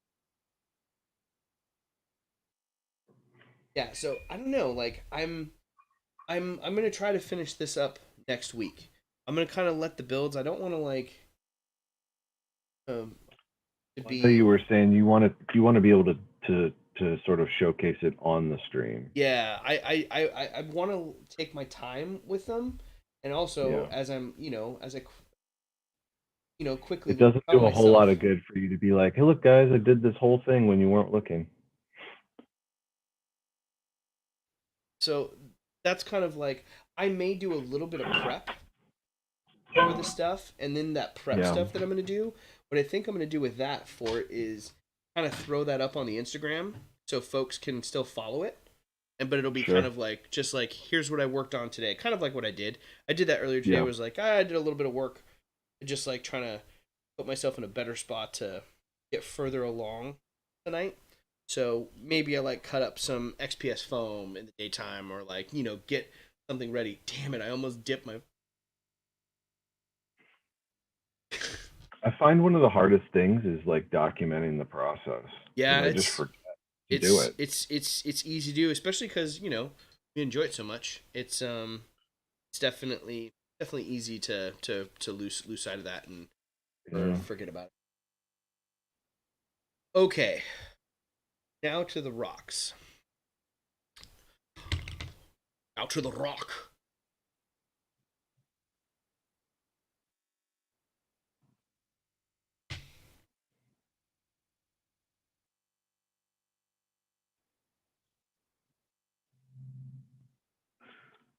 Different color. It's a little different. Offset just a titch. I'm gonna use steel. Going with that steel gray. See how that goes. What are you? Where are you at now? Are you? What are you Just working kind of on? jumping around. I I kind of trimmed up the base of that little lava base I was showing you, and then the little demon's kind of drying. And I don't have brown paint anymore because I used all the brown paint in the world to paint that Tarrasque. So I am now painting dwarf hair orange. Dude, I have paint. I could have let you borrow some. Well, like I said, I didn't really know what I was even going to be doing. Sure. So, and like, I don't know. It doesn't need, I don't need the brown right now. I have plenty of stuff to do. You got plenty to do. Hmm.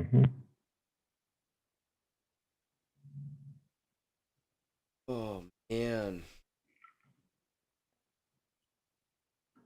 Did you guys build your gingerbread doghouse yet? That Jason ran down to us. No, I didn't. Is it a doghouse? It's a doghouse, bro. So, No. one of our neighbors on the block, very nice.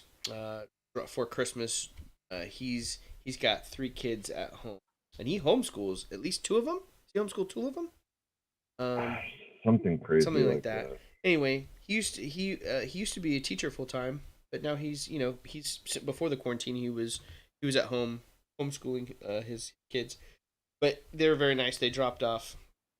They were going around the neighborhood dropping off gingerbread dog houses for all the kids in the neighborhood. So they dropped them off for our kids. We did our annual. Our kids last weekend did our. This is our second annual. We started it last year. They did gingerbread houses together already. On Sunday stream, I'll have some pictures. I'll have to gather it if Chris will let me share For sure. some of Cora's awesome artwork. She's got a little bit of she's got some good artistic flair to her there, man. Like the way she paints and colors and how she's assembling everything. I'm like, look at Yeah. you, look at you. The apple isn't falling far from the tree, there, buddy. Yeah, every now and then she like does up a picture. She'll draw up a picture and show it to us, and like my wife and I look at each other. We're just like, God, like Pretty it's cool. it's it's crazy to see like what they can do. Like Yep. from like just I don't know. Like last year this time it was like Yep. barely able to draw anything. Yep. It's just like a big mess, and now they're like she's piecing together stuff. It's pretty fun to see. Night and day, brother. Yep. Mhm. Um, we'll have to. I know Ben's been asked to do doghouse last couple. I think my mom Yeah. told him she's so he was excited. Was she disappointed that she didn't get to participate in the building of the gingerbread houses? No, I think Are you so. sure? I Okay. think so. Because last year she seemed pretty excited about it. She was fine. I told her I I was didn't like, think about I I didn't told her think we were about it doing it. until just now. I told her we were doing it, and I think she's been such a huge integral part. Like, so lucky that we've had her here. Always it's just been nice, but especially this year with quarantine, like while both my wife and I were, mom has watched our son, who's Chris's daughter and son. She's 2 weeks old. They're the same age. They go to school. They have a whole Wonder Years. Very, very. And by Wonder Years thing, I mean they're like a 60-year-old married couple fighting with you. Time. Yeah. Um, anyway, they but she's been helping out a lot. So like I know she's exhausted. Like Ben is exhausted.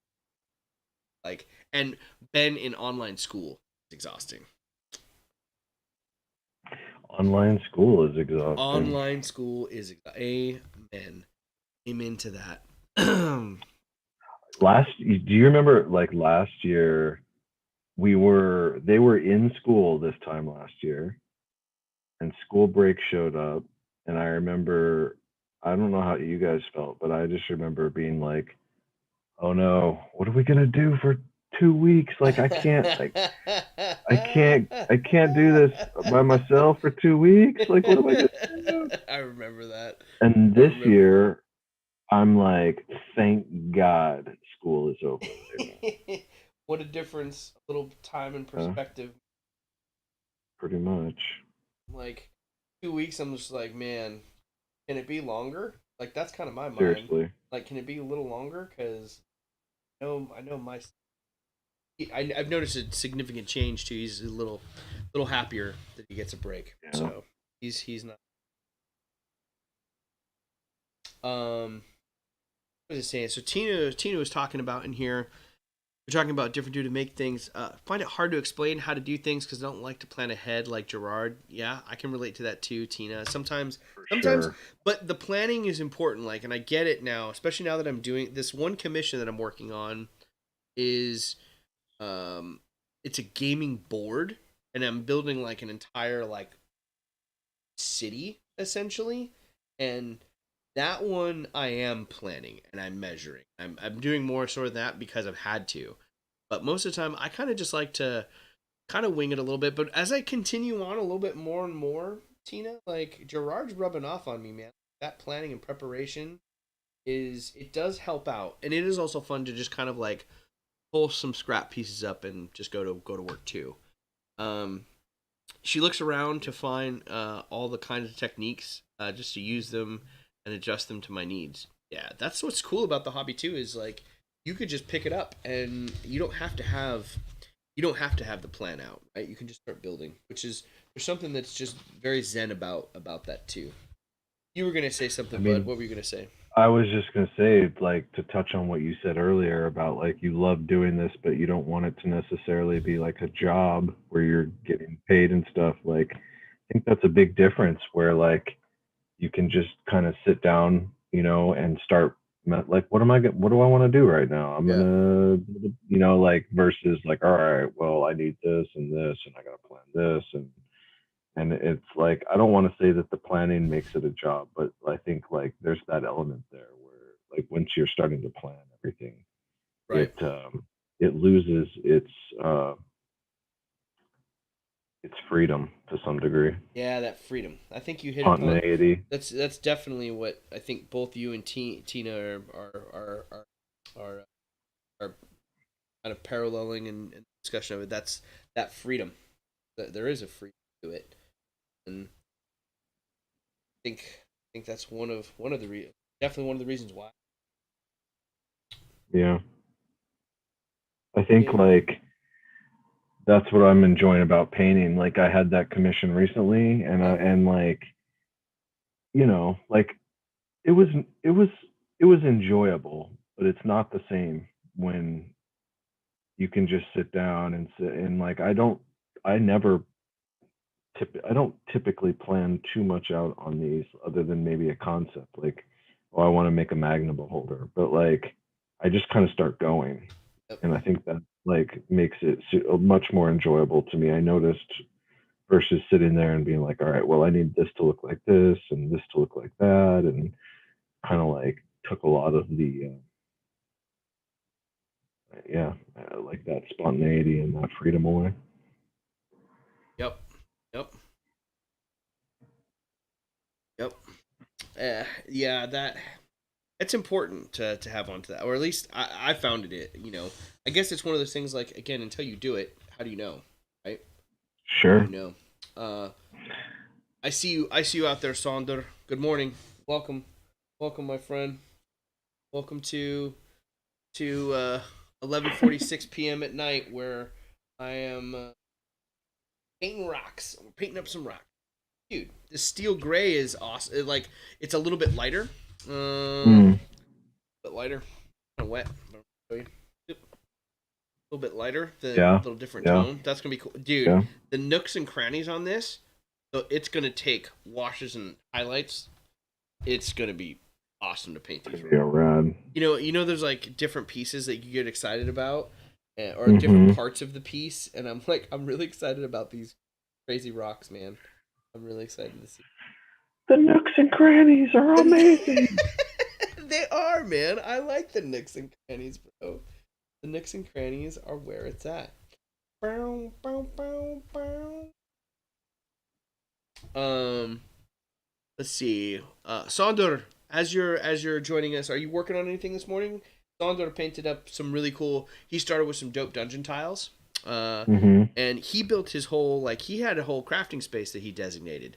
So he had just he just got inside, or he just got everything set up inside. So his crafting station is in the garage, and it's like it folds up away when he's done. Oh, sick. Yeah, it's like super rad. So he did like more than just start craft. Like he built his own workstation station. It's really really cool. Crafted his crafting He spot. crafted his crafting space, the ultimate crazy craft, like the type of crazy craft we love to see. Super cool. Let's see. So I guess my question to you, Sandor, out there, what are you working on today? Is there anything on the docket build wise, or you just hanging out with family? Um, super super cute. Sent a picture of his kiddo a couple days ago. And I'm really it's something else too. Amy mentioned this the other day. Like I totally missed. Um, I missed everyone in the chat on Monday. I'm so sorry that happened. I don't even know what went wrong there, guys. I'm missing the chat and missed hanging out with you guys and being able to interact with you guys the other day. So I'm glad Amy was there to tell me what that it was. And she's like, I'm trying to tell you what's going on. I was like, I can't see anything. The joys of live streaming, everyone. It is still live, and you don't know what's going to happen. So, I was saying, Sondor, I was just asking what you're working on today. What is there anything that you're working on? Yeah, yep. Um, yep. So, Sondor, you're joining us today. For those of you, and again, for those of you watching the recorded, if you're jumping around on the recorded version, my good buddy Chris Fort uh, lives a vast mile of distance right next door to me. We're Uh, streaming from the same room. yeah, yeah, right. Uh, he's joining me tonight. Chris is an awesome artist and graphic designer. Got his own. He's uh, got multiple irons in the fire, as it were. He's got his Habilis clothing line, which, um, boom. This is the hat that I'm sporting. He's sporting it there too. But it's uh, outdoor clothing company focused on national parks. Super rad.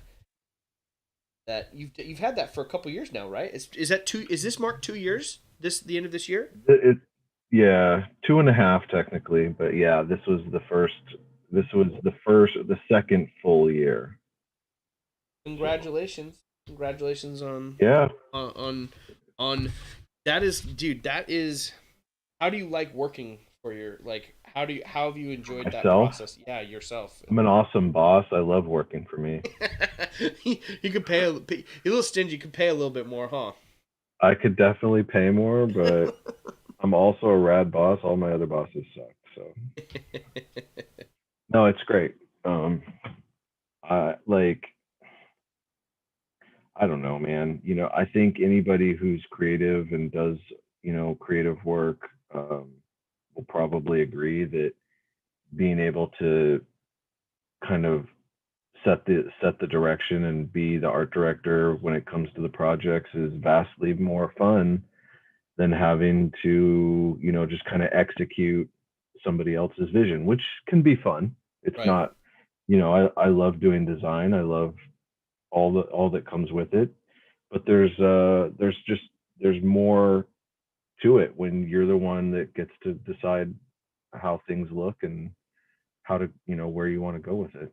Right. Just makes it more enjoyable. It's kind of like it makes it a little bit less, like we talked about, like the commission versus the work when Mhm. you Yep. get to do what you want to do, and you're not just like beholden to somebody else's ideas. Like it's a lot more fun. Nice. So Well, it's neat now, man. Like it's always fun to see. I always enjoy. Uh, you know, I always enjoy because I've so many creative friends. mm, And it's just been it's nice to see visions become a reality, like the dream become the reality, or sure. like the idea into the actual thing. And Yeah. that's Amy. Um, it's Amy for sure. Oh, I see you on here, Root. She's saying she's got to go, got to watch Twilight Good Imperium night. tutorial. Good night, Root. Thank you so much for joining us. Um, and um, I Amy, as a fellow, artist as well, like she's been writing her own writing. She's had this idea for her play for forever, and now Right. now it's in existence. It's come to fruition. So, so it's definitely cool to um whenever it doesn't matter if it's during quote unquote normal times, not during the pandemic. You need to see those visions come to life, and you know, I mean, likewise with this show. well, I remember when you were like, "Hey, I think I'm gonna do this," and I was like, "Dude, rad! I'm that's looking what forward to seeing it." that's what I was just gonna hint at. I was just like, well, a big part of that was I've talked about it and talked about it and talked about it, and you were also a catalyst for the show. You were just like, just do it. You've been talking about it, just do it. Um, and that's here we are spiraling down this amazing rabbit hole, connecting with all these people and Yeah. painting at 11:54. But you regret everything now. You're like, God damn it, Yep. I'm tired. I Not don't know really. what I was thinking pushing you into this. Oh man. Uh, Just do it. Just don't tell me to come just on and don't tell craft me at to four come in the on and morning. craft it like that's cool. Next week when I have you back, it'll be like we're going to go live at 4 a.m. So it'll be great. Oh, thanks. It'll be perfect. It'll be perfect. Our kids will just be waking us up about then. Yeah, yeah. Oh my gosh, not inaccurate. That's not accurate. Let's see. Uh, Sondor is saying that today spending the time in the kitchen. He's got some wood tiles ready for painting. He's got build a slick tabletop gaming surface. You might like. Oh, I'm gonna like it. I want to see it. Share that when you as you're working on it. The dwarven ruins that I'm painting up, he says, is given Sondor an idea to build a Nice. modular board with slots that you can put different add-ons depending what setting you're playing. Ooh, I like that. The modularity of ruins is huge. That's a big turn on for me whenever I'm thinking about the build and like the craft. So that sounds awesome, dude. We're gonna have to share more pictures as it comes to life. Amy's been playing a bunch of virtual games online with her friends too, Chris. So They have a weekly. I think they do it weekly. Yeah, they've been playing all sorts of stuff. So um, they've got them Just like fancy. all sorts of games, Yeah, like or coffee D&D roasters, specifically? coffee roaster game. No, that's a joke. We went to the game store. We went to the game store yesterday. Oh, that's something cool to talk about. Um, we went to the game Dude, store yesterday. how serendipitous was that That trip was pretty when amazing. I haven't told he just everyone about started it. like launching into his streaming room? Yeah, Sorry, go ahead, because so I think that's where you were I going. But was, I was. Well, I want to finish the joke. So we were looking. We went to the game store. We went to go pick up a couple of Chris's shirts that someone was buying from his Might and Magic brand store, and I was like, he's like, "Do you want to go?" And I was like, "I do want to go," because I did have to pick up something from the store, and I was like, that when you go when it's the exciting times of going to the gaming store right now. You take your small I get to leave adventures. the house. You get to leave the house. So we go and we're looking around the gaming store, and we're kind of like our minds are being blown at how all the different game tabletop games there are. And Chris pulls up this one that's it's literally a tabletop game for coffee roasting. It's a coffee roasting tabletop game. And it's a single It's a player game. single player game where you can roast your own coffee. And I was just like, I should have taken a picture of it and been like, scrap the campaign. This is what we're doing. Yeah. We're roasting coffee. Sorry guys, I'm done. Done. D&D Getting into 5e is dead to me. I'm getting Tasha's into board game coffee roasting. Tasha's Cauldron didn't up anything for me. I'm out. And Yeah. I'm gonna get into roasting coffee in this my own tabletop. Anyway, so that was the funny bit that happened. But in addition to that, this is something that's kind of cool for you guys. Um, we get to the store, and the gaming store that is in our community is it's been around for a long time. It's a big staple for our area for local gamers, and it's been around for a long time. And the owner early in the year passed away from, was it cancer? I think it was cancer. No, it was a flu. Oh They no, said it the was a flu. yeah, yes. Oh, was it, so they're not sure. It was I before don't we think went. they know. Yeah, it was before things got crazy, and I don't know if they even know at this point whether it So was COVID or whether not. there But was it was COVID or like, not, unknown. But it was early. It was early on in the pandemic. So, yeah, and anyway, he got sick and passed away, and the quarantine happened, and the game it just went under. It went under, and it closed. They closed up, and I remember at the beginning of all this, we were like, God, man, like we were bummed because it started to be a place that we were frequenting now that we were playing tabletop, yep. our campaign, and we were into the hobby. We'd found stuff, and I was just like so bummed that it was. But another member from the crafting community and one of the longtime patrons had always envisioned, like picked they brought it back to life during the summer, and they came back in at the end of the summer, like July or something. It was they did a quick turnaround, like remodeled it, did a bunch of really cool stuff. I do have a picture of that. I can I have the I have the picture that I took up. They're basically doing terrain. They're building mini terrain, all handmade wood. They're cutting shingles. He said they're basically recreating like Beauty and the Beast castle with um the centerpiece. They're laying the work to have it waterproof. There's going to be a water wheel that's like running. This thing is intense. I took a picture of it, and I'll throw it up in the slideshow here before the end of the show. Um, and it was cool. So we got to chat with the new owner, and we were chatting with him, and then he started going into this other room, and he was just like, "I've got a dedicated room for streaming." And I was just like, "Oh, do you?" I was like, "He's like, you want to see it?" And I was like, "Yes, I do."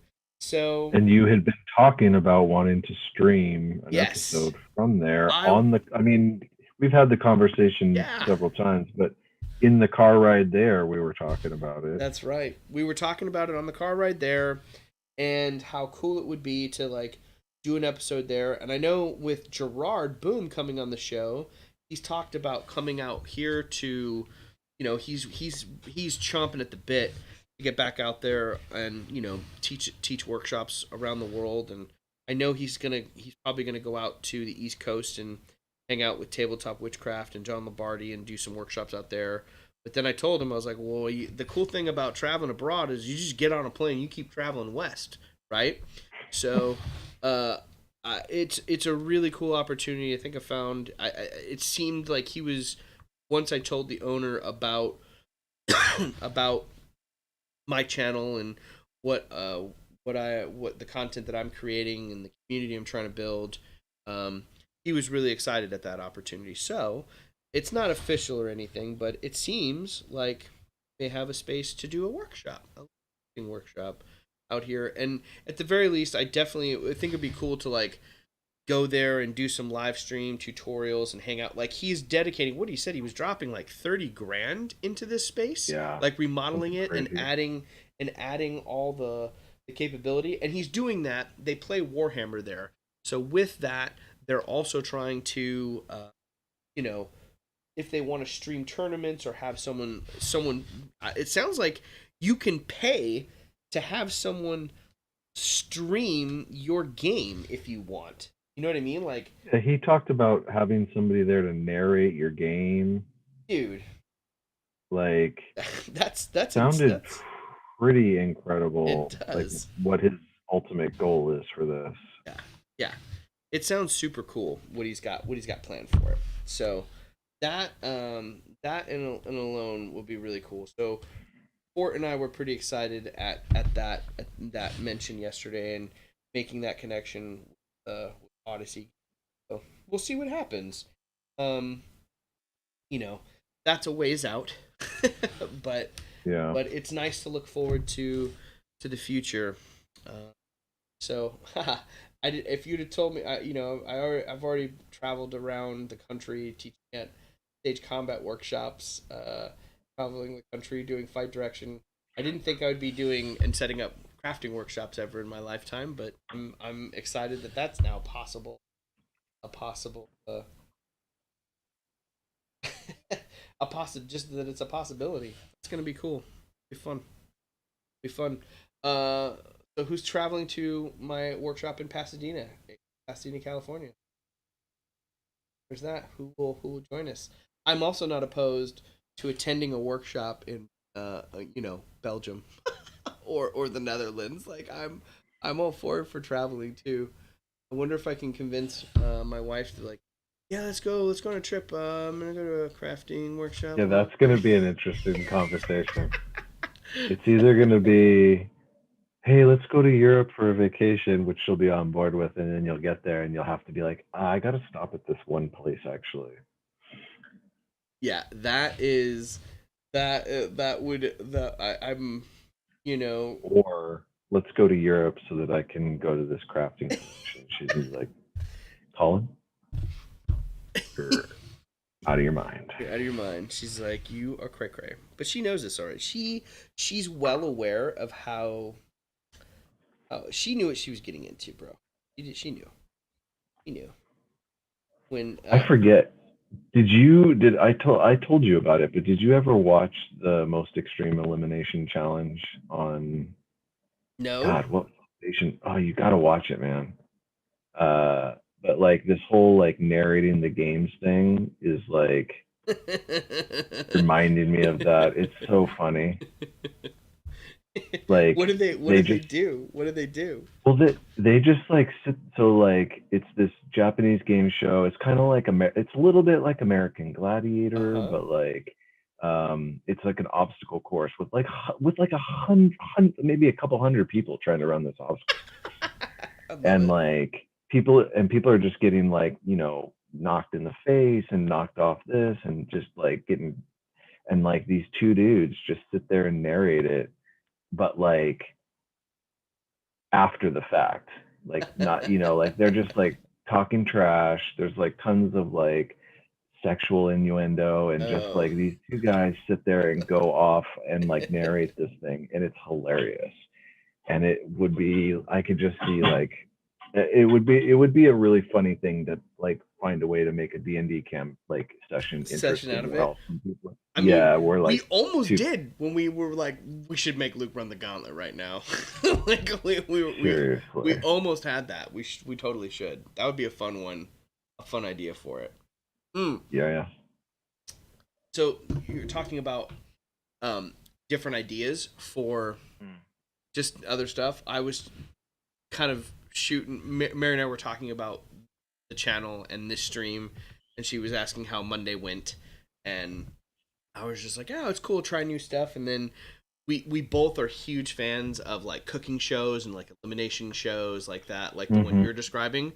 And I was just Mm. like, what if we had like the equivalent of Iron Chef but crafting, like but via tabletop crafting? We talked about that before. Did we talk Like about it? here, Okay, yes, cool, we were like, cool. you just need to like get the, like a little package of junk together and give it to a few To different give it people and be like, all to right, come up with something. Yep. I think that's cool. Like, just send it off to him and like send it. That's a little bit of planning and pre-prep, but that's pretty cool. You can also do it like on the day.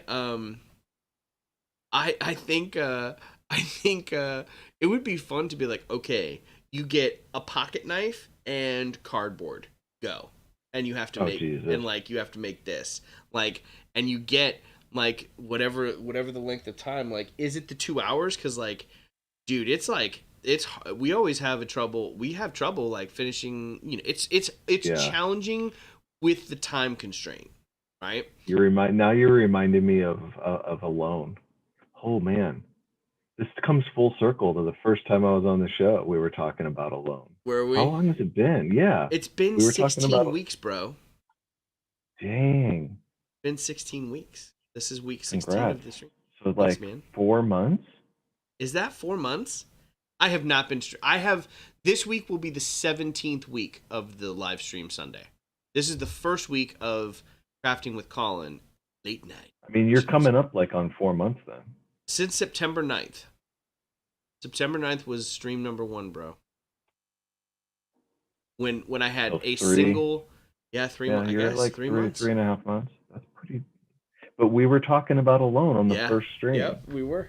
We were. So I don't remember why, but you should have the Alone version of the Crazy Crafter where they have to like pick their crafting tools and then you send them out there and like I craft what you can, I think and that'd they're be going to be like, cool. I chose this pocket knife because it has multiple blades and a saw. And I craft with eyes on the back of my hat so cougars don't kill me while I'm For crafting. real. I still got to make that hat too. You do need to make that hat, but you need to put like, how can you need one? You need one that's like normal, like for you need one Habilis one. You need one Might and Magic brand. That's what you need one. Like what animal eyes do you put on it for what D&D character? Is it like Beholder and it's just like a bunch of eyes? Like an eye stalk sticking off the Yeah. back of my head. That I'd buy that. I'd buy that. Yeah, Mm. yeah. Oh my goodness. Well, real quick here, let's do this. I'm gonna do this real quick. We're gonna get ready and wrap up for the night. I'll show you guys. Let me set this up real quick, and then I'll give you guys a little grand tour of. Right. And yes, Amy is also starting to like do some live stream stuff. Amy, I love all the stuff time when you go live on stuff. She's playing Undertale, and like the first thing they encountered, like with her buddies, like Jared and Chris Elst, another Chris. There's Chris's everywhere. We'll get him on the show. Get him on the show. I should. He paints too, bro. You got to get him on. I would definitely have to get Elst on here. But the last week they did Undertale, and it's them narrating while she's playing it. First off, the first 20 minutes is all of them trying to figure out how to like adjust the music volume, and I was dying. Second of all, the first thing that she encounters is like a little flower, and it's like, "Hi, I'm a little." I'm like, don't pick that flower," and then I'm like, "That thing's run away," and like, it's sure enough, it like mutates and like tries to kill her immediately. So, I was like, "Yep, don't touch the flowers in the game. Like they're not cute and fluffy. They're not cute They're and never fluffy." good. Okay, I'm gonna upload some more messages. Oh, dude, Teen. She has Tina's got all the stuff. Tina has all the stuff here. I'm saving this. Teen bricks, dude. Okay.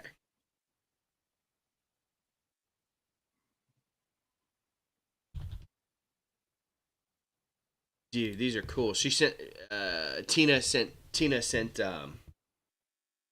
some more pictures up close of bricks that she's been working. Bricks. That. And then I'm going to attach mine. Did I attach mine? Hopefully I did. Here to the slideshow. Almost there.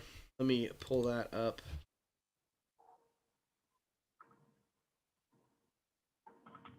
Down this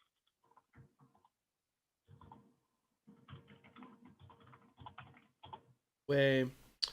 Adding some files to this. Let's go this one. Oh yeah, this is so. I'm in addition to Tina's up close brick pattern work. I'm gonna show you guys modeling of Odyssey Games stuff that they're doing. This is a couple examples of the up close brick pattern here. Ooh, let's resize that. Large. This is the largest picture ever. Where is this?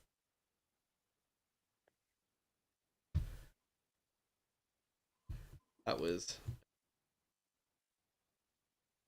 You do this.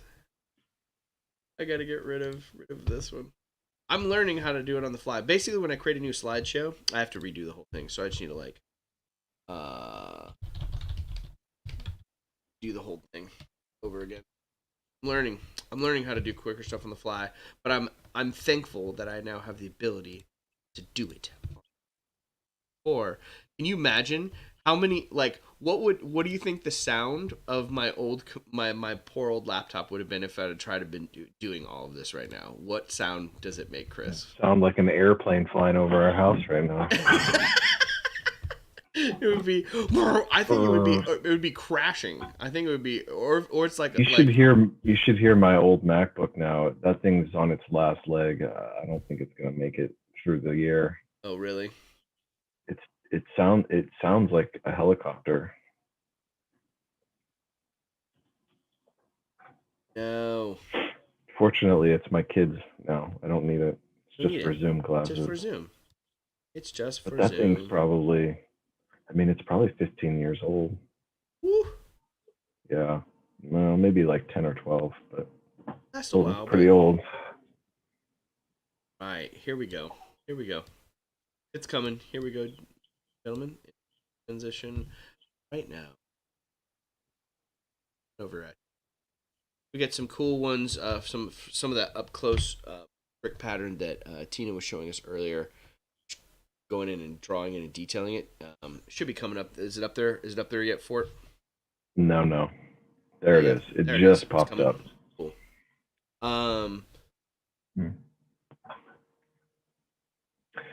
So when you guys do the sort of the exposed brick where it's like the stucco has fallen off, and mm-hmm. that's a cool tavern or whatever that is.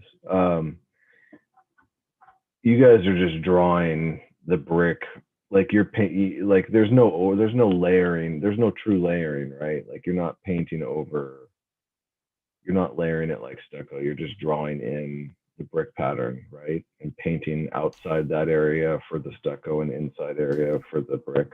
You can do that. I know there are techniques where you can layer it, but for the most part, when it comes to that, that's what I've done. Is Okay. just drawn it. Another really cool. I shouldn't have thrown them away. The old brushes that I threw away. Basically, you take off the old metal ends, pinch it to whatever shape you want, and then I've seen this is something I got from Gerard where you use it as a stamp for the foam. So instead of drawing it Right. on, you could literally just stamp it and do that as well. And I think just drawing it in, you're able to get some pretty good detail because especially if you take the pencil and you work it long enough, Chris, you get that depression down into it, and it looks like it is layered when it's not, when it's the single piece of foam. So Mm. yeah, I know Derek Ludwig on the Spanish a couple weeks ago. Derek, when Derek it was this you it's one of the late night crafting sessions when you were working on Richard Tarrasque and I was doing finishing up. It's when I painted the shingles that base color of that pumpkin orange, and I was just like, what am I doing in life? Um, and I was like, these look terrible. I found a terracotta color today too at the store. I almost bought it, and I was like, I'm I don't want to paint terracotta anything for a while. Those shingles were amazing, but I was like, oh my gosh. Anyway, he used the same technique where he was drawing brick in as well and layering it. The dollar store foam core I think is softer. And it takes texture really well. I like that. Isn't that you were that tavern? I'm just looking at it scrolling by. It's pretty dope. As it's popping Mm-hmm. up here too, guys, you can see this giant workstation as well from Odyssey Games, that big old game store. Like they're building live action. Um, they're building that live action, or not live action, but it's just this in Life size almost, life size or almost, larger like size. Yeah. courtyard, medieval courtyard that they're laying down all this cool woodwork, getting it set. Um, So, keep going. I have a question for Tina after you're done. yeah, that's my thing. Like I really enjoy all the texture that Tina's creating that she shared with us this morning, and then she's using a wood burning tool, drawing the bricks in and then burning it. Oh shoot, Okay. that's John Hosenfeld too. John Hosenfeld was on almost a month ago now, dude. So like it's pretty cool. Like there's been a lot of people on this stream now. It's really cool. Just so you guys know, I'm really enjoying this connection with the community that is being built with this channel and connecting with y'all. Y'all are awesome, and you guys serve as a constant source of inspiration for me all the time. And the cool thing about this is it's neat to see where people like share new information that I've never heard before for it, or like the wood burning tool. Like John Hosenfeld uses that wood burning tool like all the time. He loves it. He loves that wood burning tool. Swears So by that. Tina's saying that she actually did basically plaster over with clay. Is Oh that what I'm snap! reading? I had a question that looked, I thought I saw some vines on the columns too. And Oh I'm curious what, what you used to do the vines with, because I know Collin shared with me a long time back, just using twine. We untwisted the twine, and that's what I right. used on the kill Text trophy. text me text me now. Well, now we got to show them that because they're here and we're talking about vines. So text me that if you have it handy. Where is it's on Might and Magic, right? I'll find it. So Tina, how did you use the vines? Right? Or How did you? what material are you using to make the vines? Yep. Is What it just material? string? It was hard for me to see, but they looked good from what I could tell. Dude, with all of your freaking posts on Might and Magic. This one's going back in time a little bit. It's a ways back. There it is. It is. Dude. Dude. This is the coolest. So this is cool. As we're waiting for Tina to respond to that. First I was like, I don't really build like I'm not a terrain, but I don't really build terrain. He builds like the dopest terrain because he's such a good painter and he's a really good artist. Like you guys, we created this uh wine a wine rack a wine rank. Is it Huh? rank? Tina, is it a wine wrap? Is it the wrap? I don't know. Roots. The roots from a lavender plant. But what's the wine rank? What is it? Is it part of the wine? I mean, I'm all for it.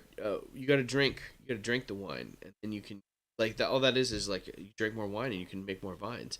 She's saying she's using real roots. What? What are you laughing at? I don't even know what you're talking about anymore. She's talking about. I'm looking at You're the. like wine rank, wine rap, wine rap. I'm Like, trying to figure out like what the wine rank may be. okay, so this picture that's up right now, which Yeah, is probably passed for you already, but there's like some twisted vines going up the I see it. columns. I see it. I know what you're talking Yeah, about.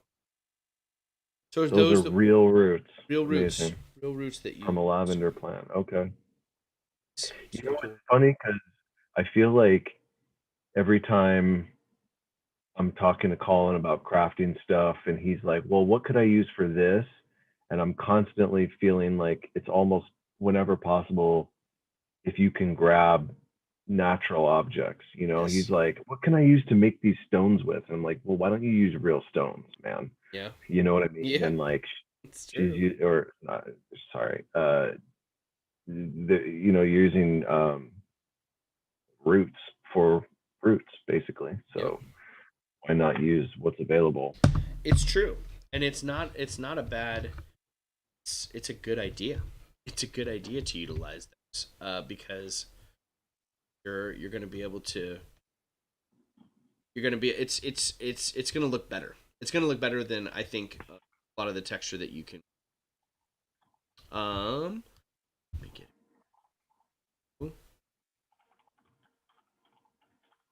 at that. I'm adding in another slideshow. So this is a triple kill trophy uh, that Fort made, and we all were requesting for. It was a big thing for um, the last like year. We've all been trying. We've had like a double kill, but a triple kill has been elusive. We've tried to obtain the triple kill in our D&D campaign, and Fort made this really cool trophy again as a gift to everyone, which I believe is sitting at Aaron's house because he was the last one in person to kill a bunch of gnolls, and No, he killed 3 spiders. he killed 3 spiders. Three Oh, dang spiders, well, that's pretty dude. He, impressive. Okay, he I'm got no off longer. easy. He got off easy. I'm incorporating these into the build here to share with you guys, and Fort took some XPS phone, so I'll pull it up here and then you can talk about it. But this is really cool. The you're talking about using some just the natural like growth and stone stuff. This is for those hockey fans out there. This is definitely what what this reminds me of. It's coming up right now. So a year ago, All right. Fort built this triple kill trophy. Talk to us a little bit about it, Fort. What did you do to assemble it? Well, speaking back to our conversation on having a plan and what it was going to turn into, originally I envisioned this to be just like similar to the Stanley Cup. So the full picture you can kind of see if anybody's familiar with hockey and all that. Like there is it still retains some of that shape, but it evolved quite a bit from how I had originally envisioned it. So, but yeah, it's just XPS foam, cut it roughly in circles, glue it together, stacked, and I carved out some of the more of the rocky elements. And then, like I was saying, I used twine. I think you turned me on to somebody that was showing how to use twine to make the vine. So I kind of dipped it in like a diluted green paint Oh, and that's then right. glued those on and then sprinkled on some mossy stuff. Yeah, the final product for this, like the picture looks great. It doesn't do it justice. This thing is epic, and you took that's where that mini drill that you were talking about earlier on. You you took the mini drill and you drilled into the dragon skull here after you painted it. Put Right, to insert the skull, or I'm sorry, the sword right, into the right, right. skull. Super cool. Um, yeah, that triple kill trophy is super sick, man. I want it back in my. I think we all want it in our house on our shelf right now. Cool. I was thinking about that the other day. I was like, oh man, where is that thing? Things that Aaron, like you said, he killed those spiders. He killed those giant spiders for. Super cool. Um, yeah, that's a dope build. It's a good one. That's a What else is there? Well, I'll do a quick flyby on this. I'll show you for it, and I'll show everyone else. where I got to today, but I definitely. Oh, Yeah, hey, I want to see. I want to see what you painted. I got to where I wanted to today, so we'll do a quick flyby here. Show everyone. Pull this up. See this. Cool. So, I was able to get pretty far. Not bad. Able to get I was able to get the rock down, the coffee bit or the coffee bean color down on the floor. Um, that's down. The other panel here is done, and I can insert that at the top again.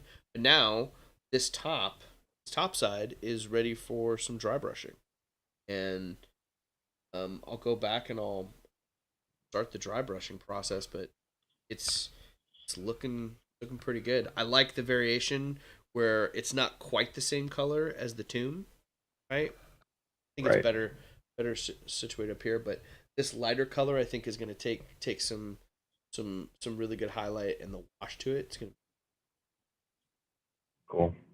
That's where I got to tonight. So I'll continue it. I'm gonna try to finish it up next week on uh on the weekday sessions. And I am gonna adjust the time I think a little bit for next week. I'm not quite sure what time I'm gonna go yet. I gotta talk to the head honcho around here and see um see what I can see what the best time works out for us. But I'll keep you guys posted. Go from there. Um, from the posting on Facebook. Oh, I see. So Tina shared me a picture of the roots here. I can share that with you too, Chris. I can. A good way to share all this too is if you haven't done so, follow Chris on Instagram at Might and Magic Brand. He's on Instagram there, and he's got all of this stuff up there. It's such a great. I think now I'm starting to really like Instagram for it because it's a great way for this channel to reach out and connect. So other crafters And can it's more easily picture share. driven. Yeah. Kind of cuts through some of the stuff that you get on the other social media on the other platforms. So Sondor is asking if I thin down my paint. I did thin it down. I did thin it down. I have to on this one, brother. Uh there's so many like fine bits of detail from the stonework that comes on here. Not only that, but the ground, the little bits of bark and everything. I definitely thinned it down. Joking, he's giving me a hard time. Um, but yeah, it's good, dude. Thanks for coming on and getting thanks for action surging and getting your second wind I and feel a coming lot on better at the 12 o'clock hour at than the I did at the 8 o'clock That's cool. hour. I have more whiskey. I'm ready. I'm ready. Let's just keep we'll just keep this rager going back on the front porch just like we did at the beginning of quarantine. That's how we'll do it.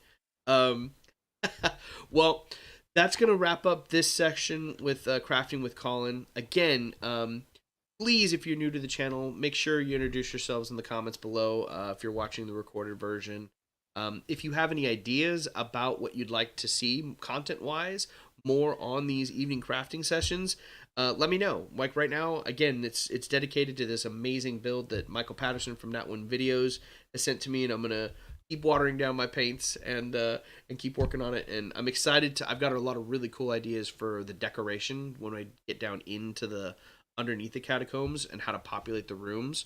That's going to be really cool. But then I'm going to shift into, like I said, the Princess Bride diorama is going to be one of them. But if you've got ideas, throw it in the comments.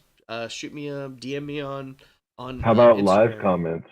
Oh, I'd like to see some water, some like water. some resin work, some clear resin. I want to see you do some like watery stuff, like a You, pool or you like oh, you mean like in the little fountain that's inside this cavern right what, here? however you got to do it. That's There's something I haven't seen from you. It's true. You haven't seen it, and you know, like many new things. I'm terrified because I've never done it before. I'm excited. So I've got some ideas for that one. I think I'm going to use, because it's such a small pool, I think I'm going to use the epoxy. I think I'm going to use the resin epoxy, the two-part Right. mix Gorilla Glue one, and just mix it Okay. together for that one. But what I want to do beforehand when I get to it is I saw something on, I think it was the Tabletop Crafters Guild, where they did, like, you know how fountains kind of have like that shiny tile that's like glints when sunlight hits it, that very reflective. I don't know if I can do that, but I want to try to, like, can I do like some sort of cool base? It's very small. It's only a small portion of the dungeon here. If I turn it over here, I'll be able to show you. Oh, I don't think it's gonna reach that far. If I bring it over here, stand by. I'll show it to you guys. But the area that I'm referring to, build right. Oh, yeah. I see it. That is literally the corner of the room, right? The corner of the room. So it'd be small, but it would be cool. It'd be cool to do on there. So you want to see some water work from me? That'd be Want to cool. see some water work? Some Yeah. water work. Okay, not just So you the smaller like, one. I can do that. yeah, like we've a fountain or like a pool or even like, I don't know, do some like a stream or a shoreline, sewer. I just want to see. I actually want to. I really just want to see like how easy or how difficult it is to work with the clear resin. Okay. I think it's gonna be fun. I'll totally mess with that. There's some cool stuff. One of the dioramas that I have an idea for is all like, it is a water based one. Like, you remember it's the end of Blade Runner, when The original, the first yeah, one. it's the original, when Harrison Ford's hanging on the edge of the building and Rutger Hauer's like standing over him, and that like rain is pouring. Like, that's one of them I was thinking about. That's like rain fall. Like, how do I get rain falling? Right? How do I get water, like the water effects there? Like, dude, there's like some. That's one that I have in mind too. I'm open too. Maybe you have to come up with one for me for it. Maybe there's something water oriented that you could do. I've also thought about the scene from Hunted with Tommy Lee Jones and Benicio del Toro, where he's like the rogue CIA operative, and the big fight happens on the edge of a raging river, rocky cliff, like water shooting off, like right next to him. So that would be a big water one. So I can definitely, some water, definitely.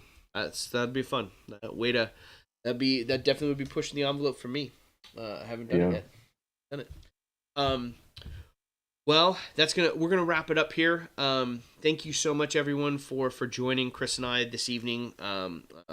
Chris, thank you again for hanging out, brother, and crafting. Tune in this Sunday at 10 a.m. Pacific Standard Time. Our normal time slot for the show. We got Brian King coming on for the live stream. He's going to be for this weekend, Chris. We're going to take some cliffside ruins, and we're going to craft it. We're going to build it, and we're going to have We're going to have a finished piece at the end of the stream. That's what we're doing. So it's cliffside. That'll be nice. That'll be cliffside ruins with like the top side is going to be, it's like a 4x4 top, and everyone's going to do their own take on it. So like, how they want to populate the ruins will be however they want to populate it. Like, do they want to have a ruin? Do they want to have some sort of like statue that they create? But the goal and the challenge is have everything painted and a piece ready to be sealed by the end of the stream Sunday. So it's ambitious. It is ambitious. So Brian King will be here with us. Tune in for that. That's sure to be fun. Keep sharing all your work. If you've got stuff that you want to share for the stream and you want me to post up in the slideshow for Sunday stream, tag me on Instagram, DM it to me, send it to me on Facebook. Here is fine too, and I'll be sure to get it up there. Until next time, we look forward to crafting with you, but be sure to craft your passion daily, and we'll see you all on Sunday. Chris, sleep well, brother. See you in the morning. Bye, y'all. Thanks for joining us. See you next time. Bye.